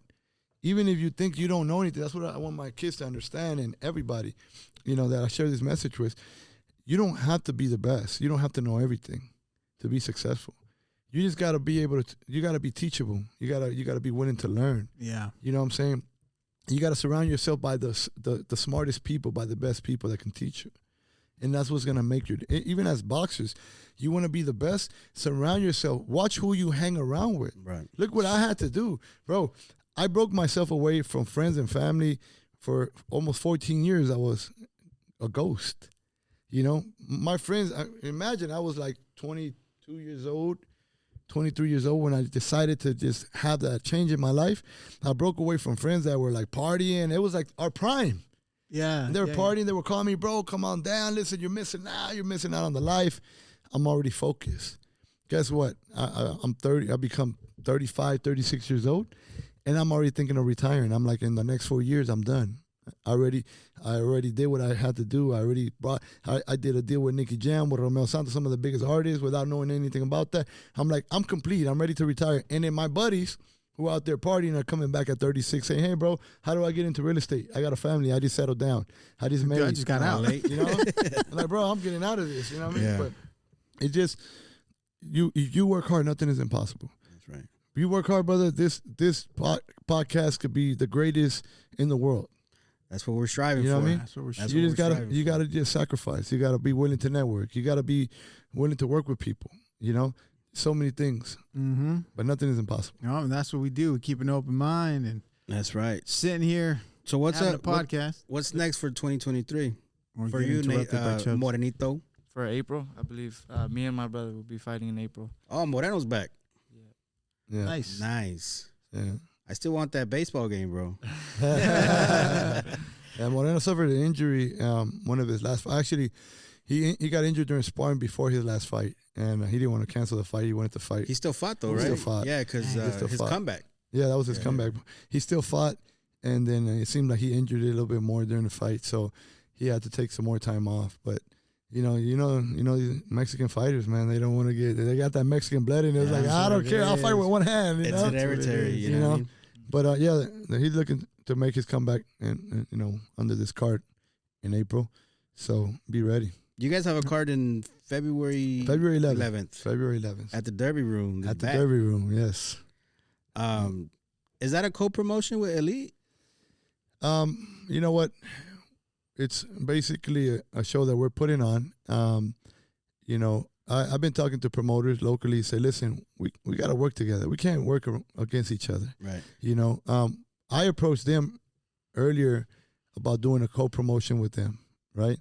The date didn't work out for them, so we put on a show, and we had a conversation. Hey, I have some fighters that we want to bring in and say, hey, well, let's co-promote. Let's, you know, to me, it doesn't matter. It's not, you know, we're co-promoting together the show, obviously, because they're bringing their two fighters. To me, that's a co-promotion. If I go to Golden Boy and I take my fighters, I consider it a co-promotion. Right. You know, it doesn't matter. This is what I think we need to do. We need to come together. I have no problem working with anybody. I don't have no problem. Even if it's your show, I have no problem bringing some of my fighters to your show. You know, I'm gonna hold you to that, Marv. Yeah, hold me to it, brother. Because the reality is, I tell people this: together we could do things better. Oh yeah, no, for sure. We got to put our pride to the side. Shout out to Elite Boxing. That shout out to Elite. You know, because we put this out to many other promotion companies, and it, you know, some people hold back. Everybody has their reasons, but you know, they were the first to say, "Hey, let's work together. I have some fighters." You know, so. We're hoping we can see a lot more of this. Yeah, that'd be dope. Because in the end, the fighters win. They're getting their platform. The they're fans win, bro. All I want to do is create a place where fighters can stay active. It's not about us. It's about the fighters. Yeah, staying active. You know, and that's what Marvnation is about. We're looking to do things for the fighters. Like, I'm open for whatever. I'm crazy, bro. Like you said, that's my word. That's crazy. I love what... bringing up Jake Paul again, what he's doing, where he just went on social media, offered a 50-50 fight to the MMA fighters, I believe. Listen, I'm open to do that. I'm open to do anything that's going to help the fighters. You know, all I need to do, though, is just to see a true heart, you know, someone who deserves the opportunity, someone who, you know, has a good heart to what they're doing. Yeah. Character. Yeah. You know, and I have no problem with saying, hey, somebody approaches me about a big fight, let's go 50-50. I don't got a problem with that. They say, let's go 75-25. Listen, if it makes sense, we'll do it. You know what I mean? It's not, to me, it's not about the bag. It's not about the money. It's about truly creating a new culture to help the fighters. And if we got to co-promote together so that they have an opportunity, let's do it. You know, listen, the power of networking, of co-promoting. I would not be able to do what I'm going to do in Mexico had we not come together with 4 or 5 different promoters saying, hey, I'll do a show in Cancun. I'll do a show in Guadalajara. I'm going to do a show and even in Costa Rica. I wouldn't be able to do that without my partner in Costa Rica, Mario Vega. You know, we wouldn't be able to get those things accomplished if we don't come together and we network. Shout out to Mario in Costa Rica, the beautiful people of Costa Rica, man. You know, but we wouldn't be able to do what we're doing in such little time had we not done it. By yourself. Yeah, I'd like to keep that in the back of my head, too. It's better to have, you know, 25%, 35, 55% of something than 100% of nothing. Absolutely. Right? That's right. right. And I got breaking news for you, too. I told you. Let us have it. Let us have it. Because you mentioned February 11th. Right. So you're the first one to hear this here. And to get the news once again, this is my first interview of the year, so you guys are getting all the news. You mentioned February 11th, we're having a card. You know, we're gonna have 2 fighters on there that are gonna be newly signed fighters to Marvnation. Exclusively to Marvnation? Exclusively to Marvnation, yes. And you know, it's 2 fighters that are well known. You know, they're known around the world because of, you know, who their father is, you know, and, you know, I gave it away with that, you know, but it's Fernando, the Vargas Brothers. We're signing the Vargas team. Fernando Vargas Jr. and Amado Fernando Vargas. I got to get it right because I'm not Fernando Vargas Sr. is going to get on my he's going to get on my case. Man, that is crazy. Dude, so y'all heard it first. You guys heard it first here. This is exclusive. The dynasty is coming to Marvnation. That's right. That is crazy. Well, congratulations. Thank you. Dang, that is a big time. They have a drive and a hunger. obviously they're carrying a big weight on their back with with them the name, sure. with the name, Dang. and they have a lot to prove. But I see definitely a hunger to get there. I see that it's not just wanting to write off his father's name, is that they want to make a name for themselves, and they want to become world champions. Yeah. And I believe that they they could become world champions if they continue to work hard, focus, and with this this partnership that we're doing with Marvnation, because that's what I consider it. I consider it a partnership with all of our fighters. We're partners. Yeah, we're not just promoted. We're your partner. That is dope, man. That's awesome. Breaking news here first on the Boxing Club podcast, man. So, breaking news. Officially signing the Vargas brothers, huh? Marvnation signing the Vargas dynasty. Marvnation. The Vargas dynasty. How did that come about? Because they were on your previous card. Yeah, they were on our previous card. We got to know each other a lot better. Good kids, man. Really good kids. I got to talk to them, very respectful. And once again, going back to what do I look at as a promoter, the character. I mean, the kids, they got a good head on their shoulders, very respectable, Fernando Vargas Sr., we had a really good conversation. I felt the vibes, man. That was it. Right. That was it. We have something in common that we're both faith-based too, like I'm a big believer in God. I'm a big believer in Jesus Christ. You know what I mean? I see that that's a lot of things that he does also, giving back to the community, doing good for people. It's something we connected right away. It's like it felt like we knew we knew each other for a long time. And he's got kids fighting, you got kids fighting. Yep. So it seems like a good match. It's like the same story, Yeah. He's doing his thing for his kids. I'm doing my thing for my kids, and we understand each other. And he's a cool guy. I've said the story before, so I won't say it again. But we at the Mikey Garcia fight when he fought Robert Easter Jr., he was just walking around, and I'm drinking with my buddies. I'm like, Fernando, he's like, what's up, Otto? Where you going? Oh, looking somewhere to hang out. We're going to Tom Urban's. Let's go. But he didn't drink. He was on. He stopped. He had stopped drinking, but his boys wanted to drink, so he came in, and the bartender was. I said, "Get me whatever I want. Get me this, and get the champ whatever he wants." And the bartender's like, "I don't know who the champ is." I'm like, "That's Fernando Vargas, man. What do you mean? Man, Yeah. Your tip just went down." Yeah, that's right. But no, he's a cool guy. He's a very cool guy. And the boys are good friends with a good friend of ours, Matthias Radcliffe.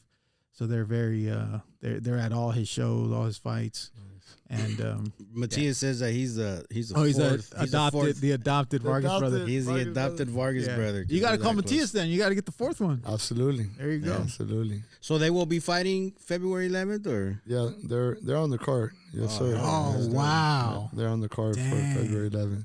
That's sweet. That's gonna be big news.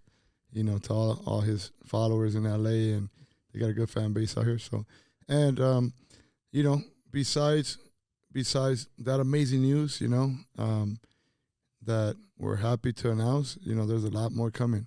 There's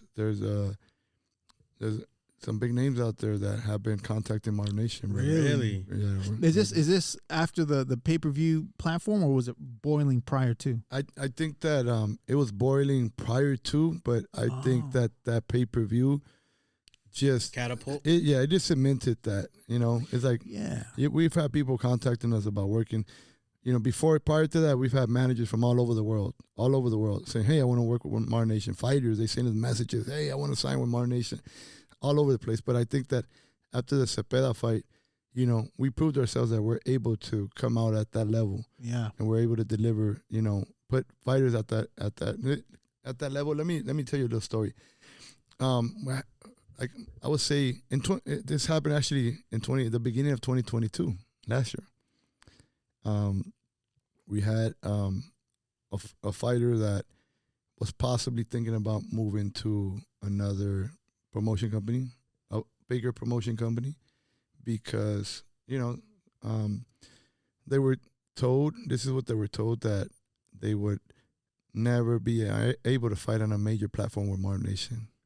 No. Oh man. Way. You need to Wow. move because you're never gonna be able. The world will never see you. Will never be able to fight on a big platform like going to one of the big promoters, and then, it's funny because right after that was said, that was in the beginning, like in the first few months of 2022. Right after that, our first big fight was on the Zone. Right after that. So they stuck their foot in their mouth. Yep, because Man. we opened up the platform to some of our fighters to fight worldwide. So, that's the crazy that to me, I take that as a challenge when people say you can't do something. Right. It was like, and I'm thankful that the fighter was able to believe that we were gonna get there, because I said, listen, that's the goal. That's the ultimate goal. Right. And it will be presented, and it's gonna happen. And it's happened. We've been able to put our fighters on some major platforms now, and 2023 is just gonna be bigger. That's right. It's gonna be bigger. So that train's moving. Either get on or get Hop out the on. way. Hop on the train, Dang. man, because That's exciting, Yeah. Marv. But if I Very would tell you the exciting. names, you wouldn't believe. You would not believe, brother, the names that have come across my Really? desk. You would not believe. Well, you know, you can tell us when we stop recording. I would Yes. believe. I do believe, because it's just meeting you prior to talking to you like this, just meeting you in person and talking to you. I could tell what kind of person you are. That's why in the videos we say you're a stand-up dude and you're solid. So, and now getting more in depth, I do believe it, because you seem like a guy that's not you're taking the example as like a fighter. You get caught, you're not the type of dude to just take the fall, and that's what it is. You're gonna get up and get up and get up, and you're just a nonstop kind of guy. That's what you come off as. I've been told all my life I'm stubborn, and I think I think it's positive. I think it's paying off. Yeah, Yeah. I'm not a person to give up. Yeah, that's what it I don't seems give like. up. I don't give up. To Hey, me, that's good. that doesn't exist in my vocabulary. Man, But- that is exciting stuff. Well, man, that's a great way to. I mean, we're at 2.5 hours already. What I'm what pretty an sure interview! you're a busy man. What an interview! We want to thank you for giving us this time. Yeah, and I letting know, us I know into you're your gym. busy, but taking some time out of your day to sit and chat with us, man, we really appreciate it. Morenito, I can't wait to see you back in the ring, bro. Yeah, Best of luck to you, bro, to your future. I know your future is bright. Keep racking up them belts. Keep doing your thing. Keep your head down. Stay focused. Just keep the chin down. Keep being a sponge. Yeah. Yeah, I mean, keep learning, and you're on your way to be a world heck champion. yeah, man. Same like your brother, Marv. Congratulations. Keep being stubborn. Paying off. Thank you. We look forward to being at the rest of your shows. Yeah. Is there any advice you'd give the youth? What would it be? Are you talking about fighters or just young people Just in general? If all the youngsters that are listening to right now, if you can give them an advice, what would it be? Because I believe the youth is our future. Absolutely.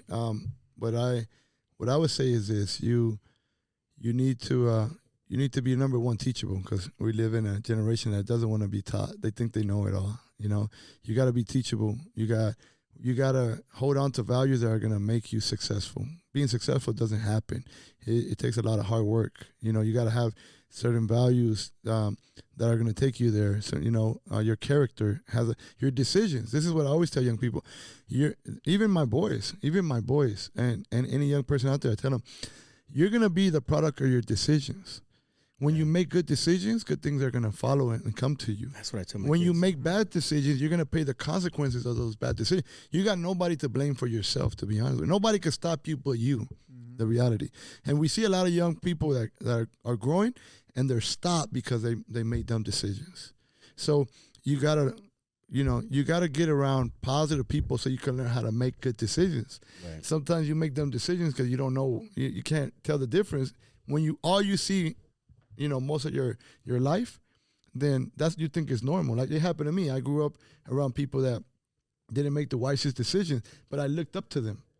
Right. I looked up to them, to like, man, I want to be like him when I grow up.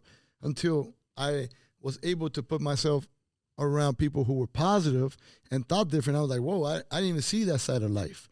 And then it made me see how dumb it was to think that way. Yeah. So the people you hang around with, they're going to make a difference in your life. The people you learn from, they're going to make a difference in your life. Mm-hmm. Learn how to listen.